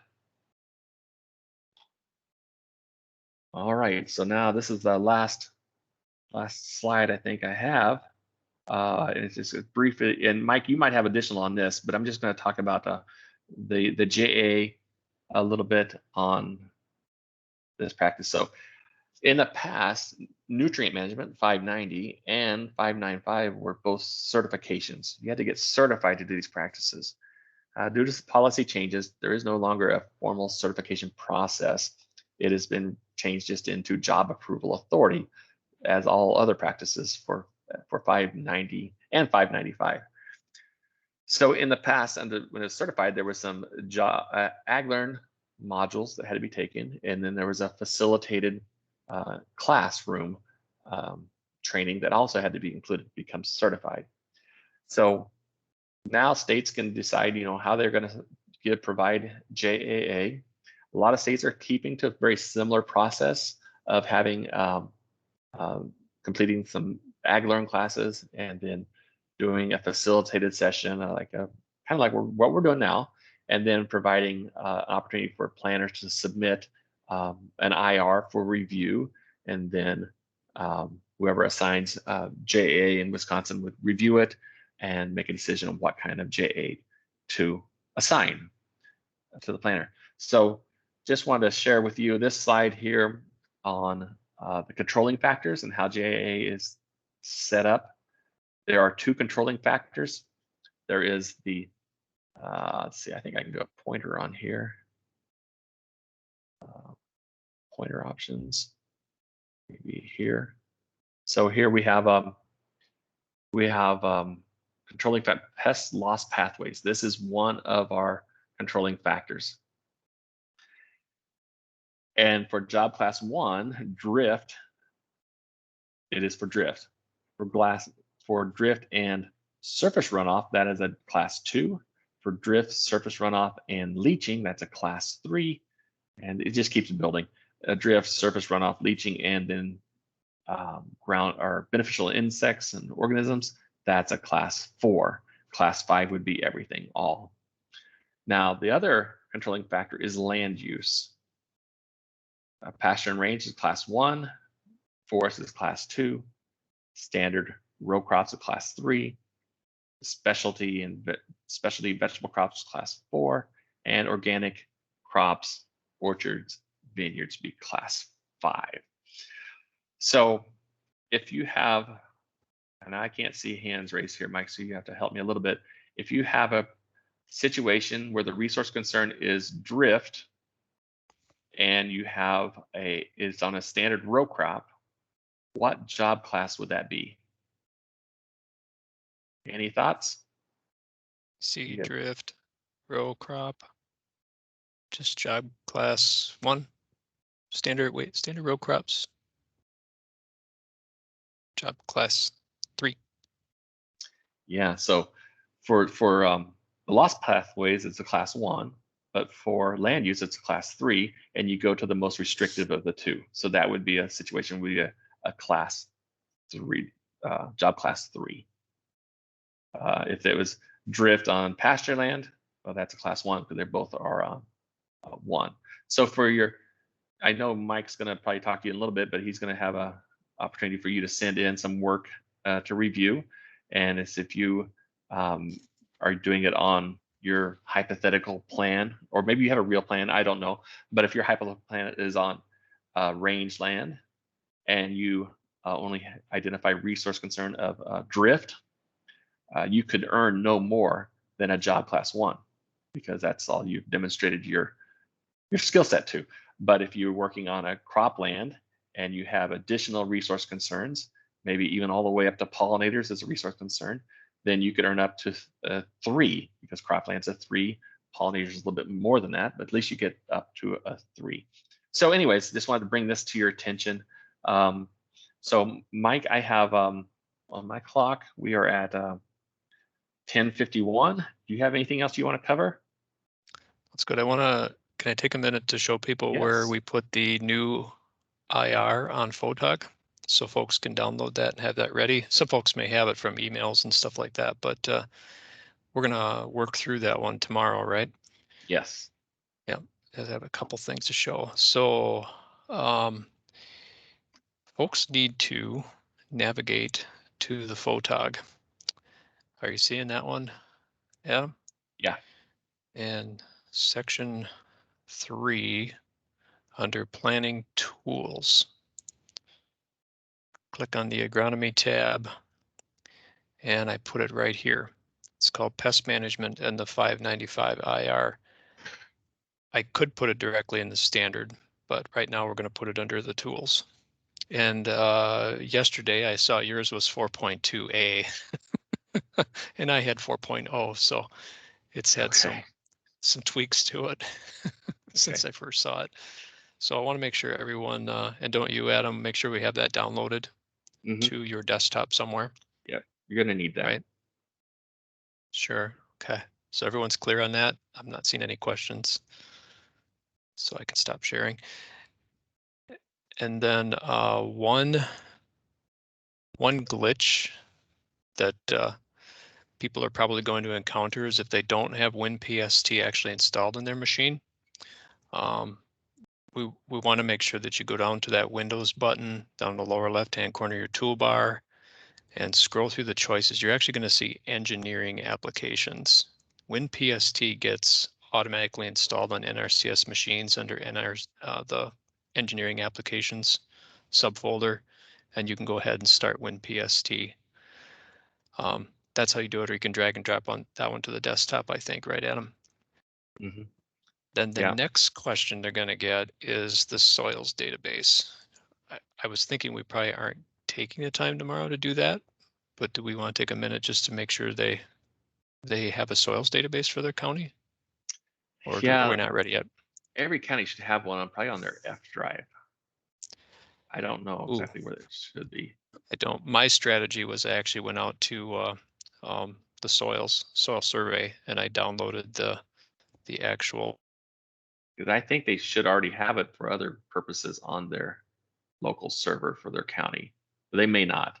Can anybody confirm that out in the field?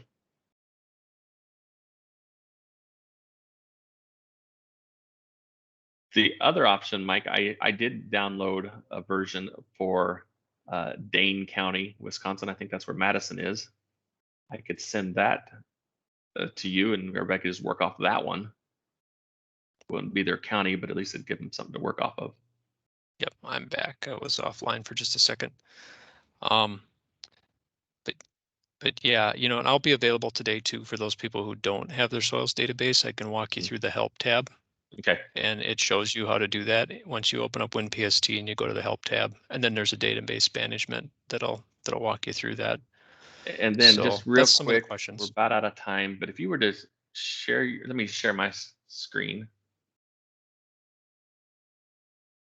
Let's see, Windows.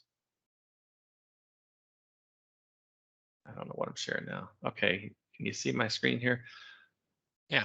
If I were to just go to Google, and Google knows just about everything. Oh, except now it's not doesn't open. know that. It doesn't know its own name. What's going on? Not connected. Let's see. I don't know, some little hiccup there. But if you were to Google or Bing WinPST, it's going to probably one of the first things it's going to, first window here is what you're going to look at. And it is the WinPST website. If you were to click on that, it'll take you to a website, and it provides you instructions on a few things. It provides you instructions on, well, it tells you where what software patch they're on, but it also tells you how to download the program. You don't need to do this. Don't follow these instructions. We can use the software center for that. However, if we have partners or TSPs who need the program, they're not on our system. They would have to follow this process for obtaining the program. Now, to download the soils, right here are the instructions on how to do that. You can go into a soil survey, web soil survey, download your county of interest, and there's a couple of steps you have to jump through to populate the access database. And then I think it'll show you how else into WinPST. So that's where you can go to get those instructions. I'm sure that's what Mike was referring to as well. Yeah, that's definitely what I was can help referring walk to. you through if you have any stumbling blocks. Mike might have some time this afternoon or sometime to help you through that as well. Yeah, I won't have time, 5 minutes before tomorrow's presentation. Yes. Which is always when the problem comes up. But I'll have time today, and I'll be available on Teams Okay. all afternoon. We can walk people through it. So functionally, this is what we want to make sure everyone is doing. We're going to make sure you have your soils database for your county that you work in. You can always add in the extra counties. That's going to be part of your assignment, right, Adam? I'd like to see a local report for a local soil type, or maybe even 1 or 2 soil types. So Yeah, we'll talk about that. All right, I think we're going to wrap it up then. Any last questions? We had a comment in the chat that came up. It came up in a bubble, and then I couldn't read it all. I think it was from Brian Brisky. Brian, you want to go ahead and open mic and ask that question or a comment?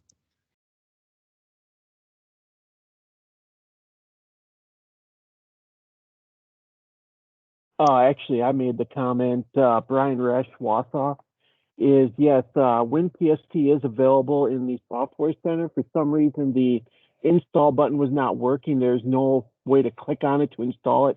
So unfortunately, I had to have IT installed directly this morning. So hopefully nobody else has that problem. Yeah, I hope so. That's great. Thanks, everyone. Tomorrow then, Adam, will be kind of a working day, right? We're going to work through the software program. Tomorrow's going to be more fun. We're actually going to see how to actually do the plan. Today was just kind of building the foundation of where the policy is, what we can and cannot do, just kind of laying all that groundwork. And tomorrow we're gonna put together a plan. Yeah, that'll be fun. All right. Thanks, Mike, for this opportunity, and I'll see you guys tomorrow. Thanks, Adam. It's a great morning. All right. Bye-bye. Bye. Todd will stop the recording. Yep. Stop. And what was the result? How did that reduce pesticide usage? Okay.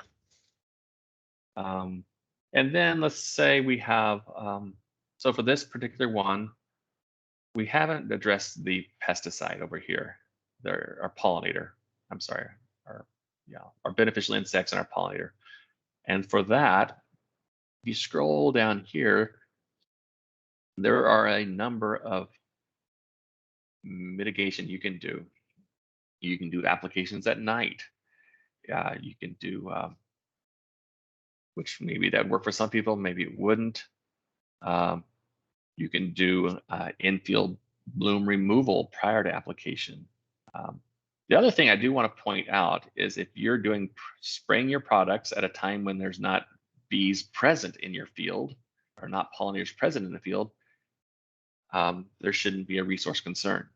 So just because a product is highly toxic, there needs to be that opportunity for direct contact. And if the bees are not there, we would go back at that, if we'd identified in this page here that this product is very hazardous for bees, but if they are not present when they use the product, we could just uncheck the box and say it's not a resource concern. Now, when you do that, someone may pick this up and say, wait, I think this product is bad for bees. Why do they not check the box? That's when you can put an explanation down here in your notes to kind of help that next person who might pick up the folder. Okay, so I know I've talked for a long time. Any questions? But the whole goal is to find enough mitigation to offset these red cells. And for very low and low, it doesn't require any mitigation. For intermediate, it requires 20 points. For high, it requires 40 points, extreme 60. And then for drift and volatilization, I think it's 20 points if you check the box. And I had to go look. I think it's 15 points for pollinators. I'd have to go double check. But we can just figure it out real quick. Let's go down here. We're going to pick this one. That only gave you 1 point of mitigation. Let's see why. So application at night, high to moderate toxicity, long residual toxicities. So it's still going to be toxic by the next morning when the bees return to the field. So application at night with low short residual toxicity will give you 8 points. So this requires some level of research to determine the toxicity and the residual toxicity. How long is it going to be present in the field? And that's where we may need to pull in people that have more knowledge of that than us. This is where their crop consultants, university extension can be very valuable to us. So if we let's check another one real quick. And it is possible that we can't mitigate enough, right? Yep. And I'm going to show you what we do there. So I think it changed when it broke across that 15-point mark. I'd have to double check. But let's say we can't do anything about this one right here. The solution runoff for fish is 50. I can't find anything else to do. So we're just going to do one like this. So I'm going to go back to my planning worksheet. And I am going to say, all right, I'm going to prevent this for this use of this one. I'm going to prevent that. And I'm going to say I can't mitigate it. I'm going to uncheck my mitigation box. And I'm going to prevent the use of it, prevention. And then if I go to this next tab, I bring it over here. And what you would have to do prior to this point is already talked with the producer, they've talked with their pesticide dealer, and they have come up with an alternative pesticide. You would need to take that pesticide, run it back through WinPST, and confirm it does have a lower risk hazard, and it's something you can mitigate. So the way you kind of read this is these pesticides applied to the field in this manner are expected to pose the following potential hazards and have been replaced by an IPM professional, not NRCS. So remember, we're not making these recommendations. We're sending them back to their IPM professional to come up with something else with the following pesticides, which are expected to pose the following potential hazards. Any necessary additional mitigation must be documented in the mitigation sheet. So if we have already run it, we could then say, what are we substituting it with? So this is where we would have already had to do it through our WinPST, but let's say we're going to replace it with, I know this makes no sense, but we'll just say Roundup, and it would bring over the Roundup data and its mitigation or its risk hazards. But like the program says, if there are hazards, they have to be mitigated as well. So that new pesticide, which we said was Roundup, would have to be on this page as well, showing that it has been mitigated for. So that's kind of it. It's we need to add soils. So we can add soils here, brings in what our soils are. has the opportunity if you describe any water pathway losses, you know, where the streams, the ditches, any ponds or any water resources. At the bottom here, you can populate table, prepare for printing, and then this is the product you would be giving to your producer. It would share with them the analysis and what their planned mitigations, what they're going to agree to do. And then here at the bottom, it would bring in what are the conservation practices, and they have to maintain these practices for this to be valid, because they got points for it. And then they need to do maintain these existing techniques that they are already doing for this to be valid. And these would be the new things that they would have to be doing to address the resource concerns.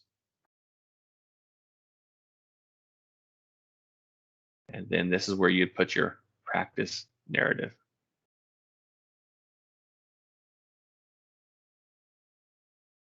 And then there's opportunity for signatures by the client, the planner, and the person with the appropriate job approval authority.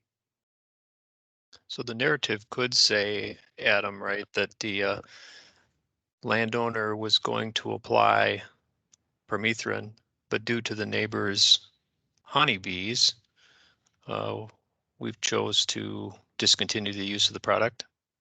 Yeah. Yeah, and if they're not going to use it, let's see, there's a place up here. Let's see. Yeah, I think you can actually select. I think there's an option right here.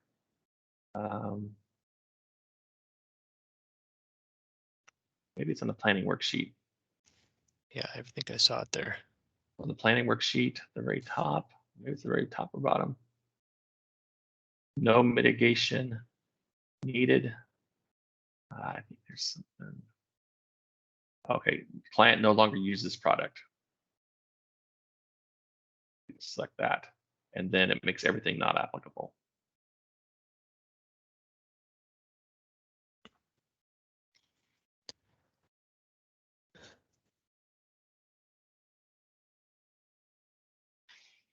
Certainly, yeah. It gets infinitely more complicated when you choose the mitigate route and then you choose the prevent route, right? And that's why it's important just to choose the 1 or 2 pesticides and 1 or 2 most restrictive soils. Keep the IR in the sheet small. As small as you can, but you do have to put, you know, you have to start with you have to analyze everything they're doing, all their pesticides. But some of those pesticides you'll find are not going to be an issue, so you don't have to move them into either one of the IRs, because this is our tab. We call this the planning worksheet, and then this is our mitigation IR, and this is our prevention IR. Many times we can stay just within mitigation, but not always. Sometimes we just can't find a way to mitigate a product, and we need to substitute it for something else. Could we run just the basic atrazine as the only product? That's probably one that it's prohibited in some soils in Wisconsin, but not all soils. Mm-hmm. And it's not necessarily a product that people are just using independently, but it's one that's a common residual product for our most common corn. Yeah. So I'm just going to go back to WinPST. Pick like Atrex 4L and run that one product. I'm going to delete our pesticides, and I'm just going to go over here and find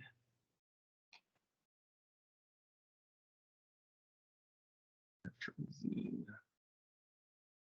This one work for you? Yeah, that's the atrazine in a jug. Very common, very cheap. All right, that's probably very popular then. Add that one, and then we're going to ports. And I think what people get most worried about is the interaction of groundwater and Mhm. possibly offsite to fish or something. Humans, of course, is groundwater. Okay, I'm going to export that. So this is a real quick and dirty approach to just do one product, right? Mm-hmm. Yep. So just to clean this up, they're all data, but keep the header information. Okay, so we'll keep some of that up here.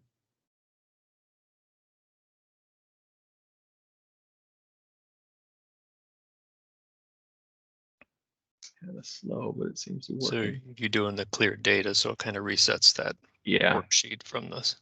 Okay. There you go. All right, so we're going to make sure it cleaned up down here. Yeah, nothing down there. All right, so let's get our WinPST data. And I just named it atrazine.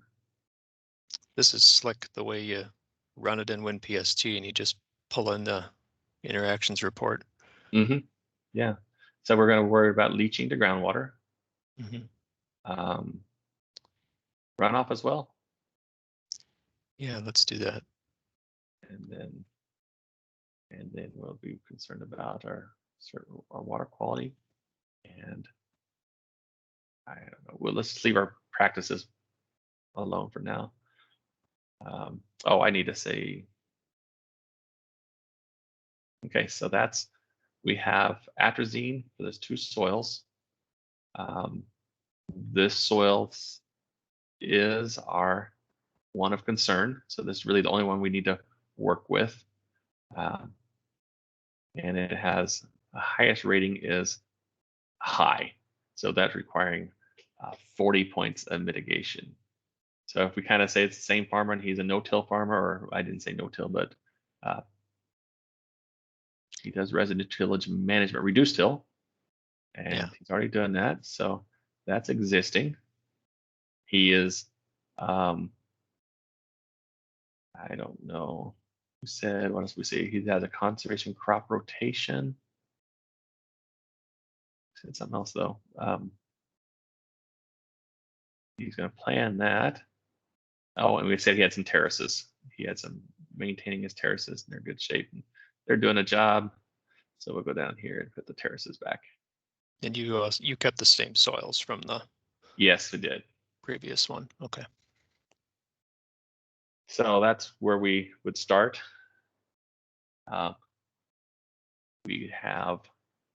We would need 5 more points here because the intermediate requires 20 points. We need 5 more points there. And we would need, to get to 40, we would need 25 more points and then 15 more points. So if we were to say he is going to spray and try to avoid spraying prior to significant rainfall, he would get everything covered except for this one. He would need another 10 points. And if he was willing to, so maybe that's it, and then you'd have to come over here to mitigation. Rate. A lot of times it's rate that makes a difference with the atrazine product. Mm-hmm. Reduced rate. So I'm gonna go over here and say we're gonna say that's his existing management. We're gonna go over here to mitigate it.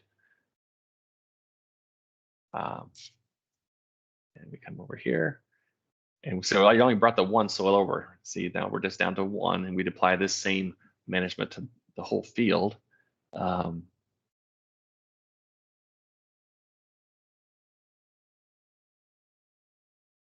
So our options would be timing, and some of these won't have anything to do with leaching, right? Like wind speed isn't going to impact leaching. So if I added it, you would see some point changes, but probably not. I'll just try it. Probably not for this column. And really, it didn't do anything because it added points over here on drift and volatilization, but nothing else. So that one's no good for this purpose.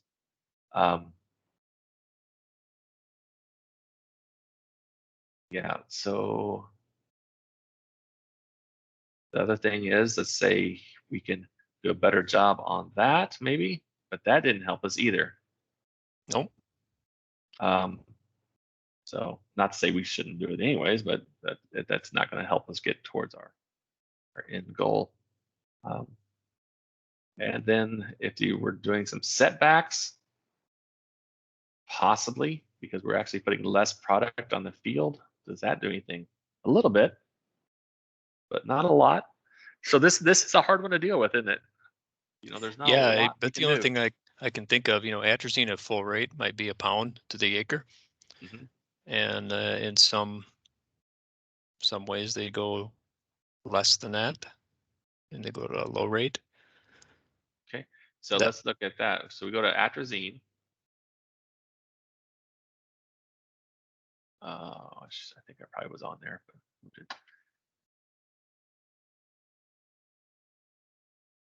here we are. I think this 4L. If they put how much they put on per acre?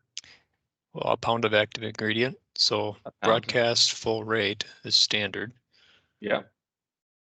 but maybe we want to broadcast low rate.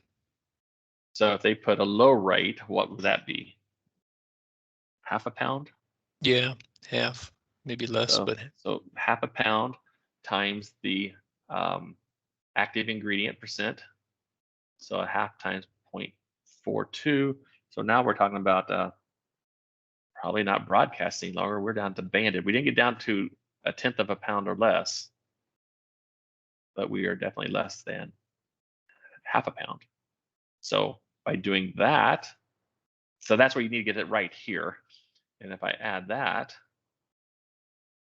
I was just thinking under the app rate, standard versus. oops, You wouldn't just go to the standard rate, Adam, and change that? on this page, No, the WinPST. oops, get back there. So Let's see. you go back up to the product and then you change it from standard under app rate to, so leave the application area, leave the method, but change it to just low Yeah. and Yeah, I don't know broadcast. what, yeah, I just got confused there. Yeah, because Yeah. we're still putting on the whole field, but Yep. just putting a lower rate. Yeah, I'm sorry Yep. about that. Yep. And So that's really the, we add that, and I'll take this one away. And then let's just look at it.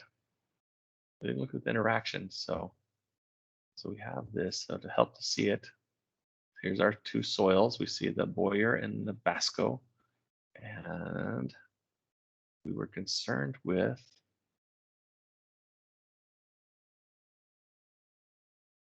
what were we concerned with? I think It we're was the concerned with runoff. leaching Okay, leaching, yeah. for humans. So leaching for humans, leaching hazard, humans, intermediate, high, and high. I don't think it changed it. So 'Cause yeah, even changing the rate it to a didn't low change. rate of atrazine didn't change. It's still a high risk on that Changed its solution Boyer. runoff a little bit. Yeah. But it didn't change it for that.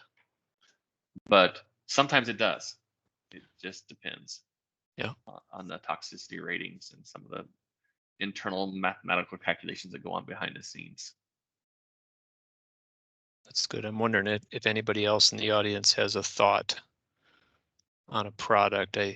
We spent some time thinking about scary products. So the only thing, I think the option you have is if a producer is able to monitor, 'cause how many times they put atrazine on? Just once? It's usually yeah, once at early plant. Yeah. So there's not much way you can monitor, because you're only putting it, you're not waiting till the economic pest thresholds hit a certain thing. This is like a prevention. Yeah, it's a preventative herbicide. You Yeah. put it down to prevent weeds in the Pre-emergent. first place. Yeah. Yeah. Yeah. So atrazine's a troublesome one. But Thinking you about, might, it's troublesome on that soil. So there'll be other soils that'll be less troublesome for though. But you can't change the producer's soil. So I just don't want to make sure Yes. people can't think that atrazine, we can never mitigate for atrazine. But on some soils, it's going to be difficult. Yeah, and in Wisconsin, we have restricted soils for that. Yeah. They're sand soils, river terraces, areas like that. That it's been detected in groundwater. The other thing, different land use, Adam, forestry land use. How would we run a scenario quickly in a forestry application where we're doing brush control and we're using Tordon Okay, or so let's stump look at treatment? that. Let's just kind of delete our pesticides. Go find Tordon.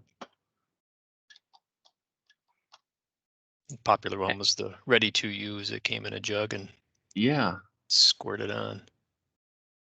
So Tordon mixture. I'm not sure. Say that's the ready to use one. I'm not positive, but this would be. It would definitely be spot treatment. Especially I'm thinking about it for painting stumps. Yep, exactly. You know, so that'd be a spot treatment because we're doing less than 10% of an acre. We're just spreading just a little few square inches around the edge of that stump, on top of the stump. And then the surface applied, it's not being applied to the soil in any way. So it's obviously not being incorporated. So I would treat that as a foliar. It's not touching the soil. And then application rate. You might have to do some math there to determine, but it's either going to be probably low or even ultra low. Because we're just talking about a little bit. I guess it depends how many stumps you have per acre and everything. But let's just start with low and then add it. Oops, sorry. You got to make sure you get it selected. Okay, now I've got it selected. Now add. And so there's 2 active ingredients in that particular formulation of Tordon. And then we go to our reports. I'm going to add it. I'm going to change the name to Tordon. I don't know which one it is.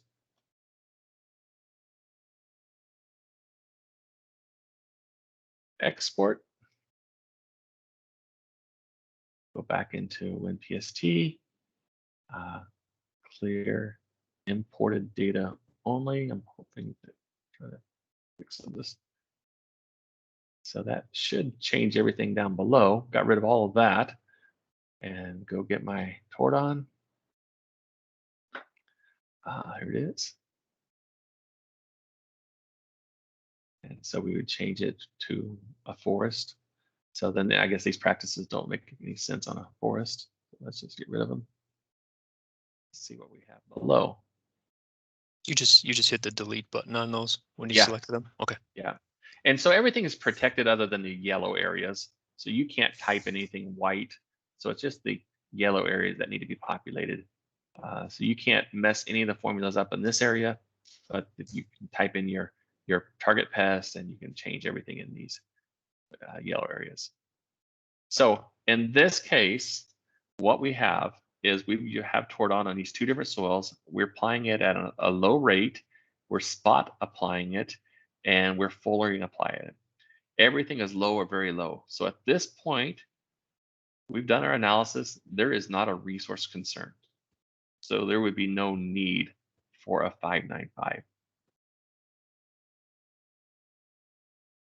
So that's kind of a good news if someone is doing a brush management practice and they're using Tordon after they cut the stumps, and we want to, anytime we're putting pesticides on, we need to evaluate the risk. So we evaluate the risk, not a problem. So they can just proceed with cutting the stumps and applying the pesticides as a cut stump treatment if they're using Tordon, and there would be no resource concern with doing that.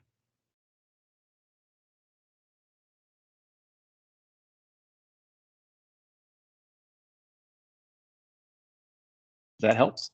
Yeah, that's super. Does anyone know? Maybe we have a few minutes to run one more scenario. If somebody else has a situation, go ahead, raise your hand. Because what I really want to focus on is that we're now planners with this practice, and we're having job approval authority now. You're the person who's going to be doing this these sheets. But I also want them to feel like they have resources. So if anytime they get into something they're uncomfortable with, they've got their area office and their state office to back them up. And I'm there to back you up, Mike, and we talk through these things as we come up with new things, and we can figure things out together. So I think I've got one person with a hand up. Brian? Is there any situation where we would not choose humans/fish for a resource concern? So if you're in a situation where there is really no potential for leached water to get into a stream, maybe that would be a time. Maybe the groundwater is so deep and you're in such a dry environment, there's just really no leaching taking place. Maybe that'd be a time. In Wisconsin, I really don't see it. I think you're almost always going to have some concerns with leaching. I come from Missouri, and we had a lot of streams, and in the middle of our streams, we'd have springs popping up all the time. So we knew that the leaching water was going down, hitting restricted layers and coming up in our streams. So obviously we always selected leaching for fish and humans, leaching for groundwater. And then for runoff, yeah, if you have runoff leaving the field and that runoff has a potential to get into a water body, I would select humans and fish because we have people using those water bodies, and of course the fish are in them. So probably in Wisconsin, you probably don't have the opportunity not to select them, just because your climate and lots of abundant water. And that also probably applies to that pesticide-laden sediment also. Yeah, if you've got water coming off the field, you likely have some sediment going with it.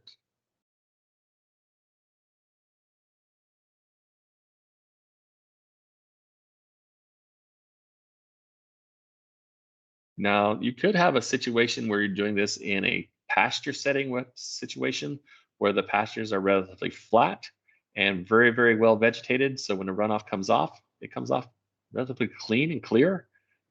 You'd be worried about solution runoff, but maybe sediment wouldn't be an issue in a situation like that. But on a row crop situation, I think sediment would probably always be a concern.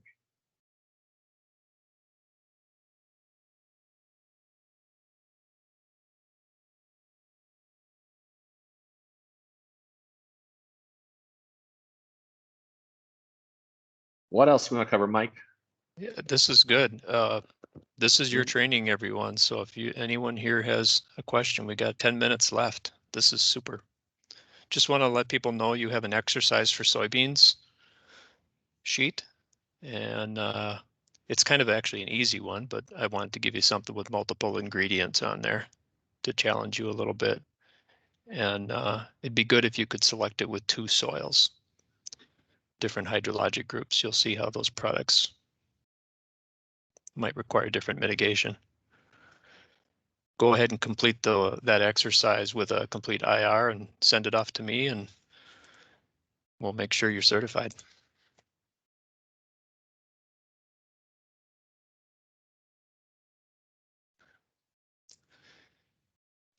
So nobody has any questions on that. Well, Adam, let's run the soybean ones quick.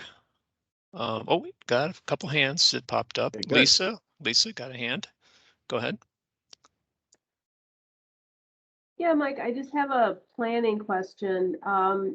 If we determine there's a resource concern, using either this worksheet or the other document that's on section 3, which is called the Integrated Pest Management Evaluation Worksheet, and we decide to contract 595, whose responsibility is it to run WinPST? Is it the consultants who they are going to be working with, or is it our responsibility?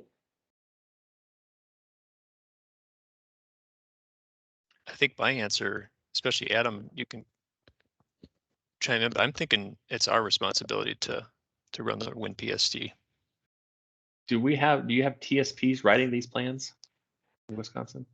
No, not, Okay. I don't know if we have any TSPs that are certified in 595 Yeah. yet. So yeah, because we would have to run WinPST first before we could even determine if there was a resource concern or not, because that's where we get our interaction report to plug into this 595 planning worksheet.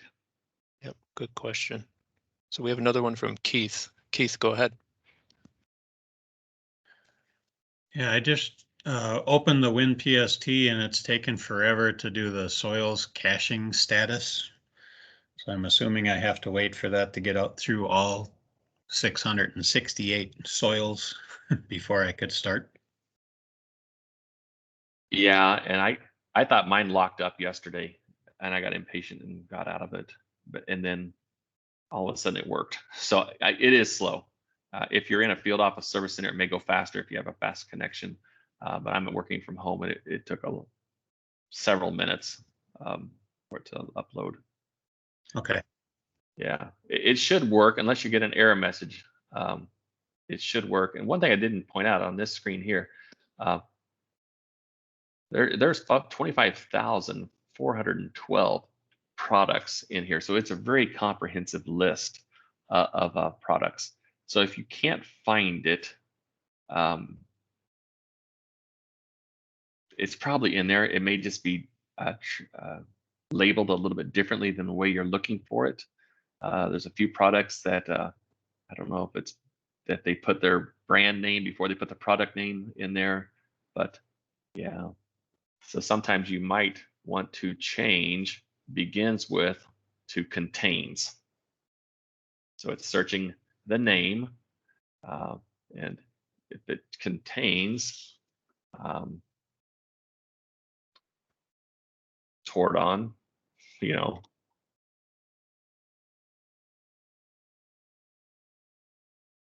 oh, it didn't find anything.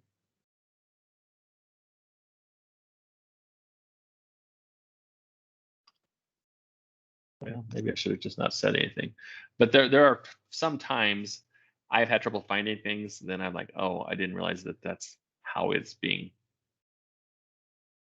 named in this program. So if you can't find it, call Mike. He can probably help find it. Or if not, he can call me and I can run it up to our developers and see if they can provide guidance. But just once in a while, we'll find something we have trouble finding. Like something like this, it starts with a hashtag. Didn't know that, you know, something like that. Yeah, and sometimes it's spooky. You'll find a lot of products. The common name is not very clear, but the active ingredient is used in a lot of different products. We might find a substitute. Yep. Yeah. So let's see, I got a couple more hands, I think. Nope, Lisa's good. I think we answered your question.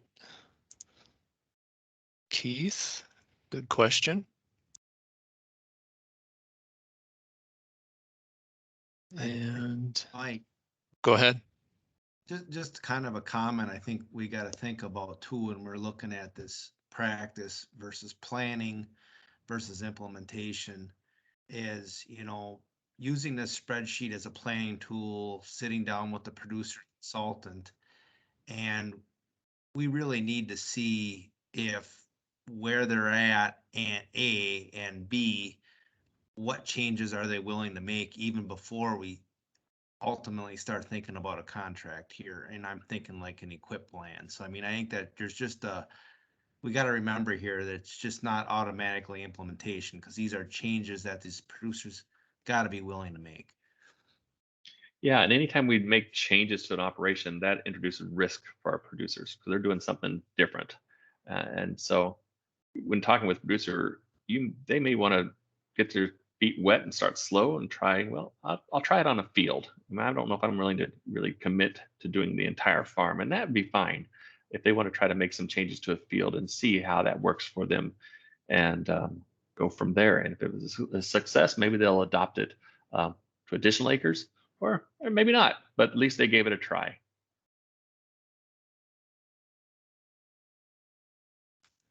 Yeah, so sort of right there at the kitchen table or at the truck, talk about the mitigation strategies, right? Bring some of those common, more acceptable strategies up to the producer.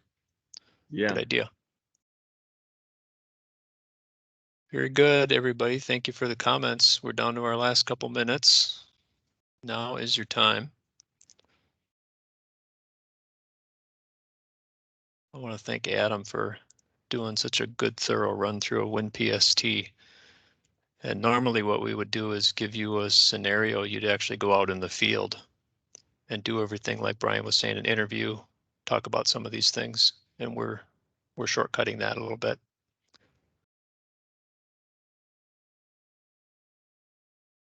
So great. Any more hands? All right, everyone, please go ahead and do your assignment. Email me as an attachment. And I'll look it over quickly and we'll get you certified. So that's what you gotta do. Try and do that today or over, if you can, early next week, and we'll look those over while everything's still fresh in your mind. So yeah, great. Yeah, Mike, I thank you for the opportunity to work with you and your team. I really appreciate that. I do want to always strive to do a better job, so I would like to send out a very brief evaluation. Give me a little feedback on what went well, what they'd like to learn better, and what can I do better? How can I change the training to be more effective? So please be brutally honest. You won't hurt my feelings. My kids don't even think I have feelings, so don't worry about that. But Thanks. You're getting some applause. You're going to send that as an email? yeah, it'll be just a link. It's to a Google Forms, and so it'll consolidate all the responses, and then I can, it just gives me some good feedback, and I can share with Mike kind of the findings. So thank you so much. Really appreciate the time. I wish we could have done this in person. Wish we could have spent a little more time on it, but I'm here to support the states in any way I can. Thanks, Adam. You're getting a lot of applause, little claps coming up on the screen. So it's all positive, I think. Good. So, all right, we will stop the recording. Thanks, everyone. And I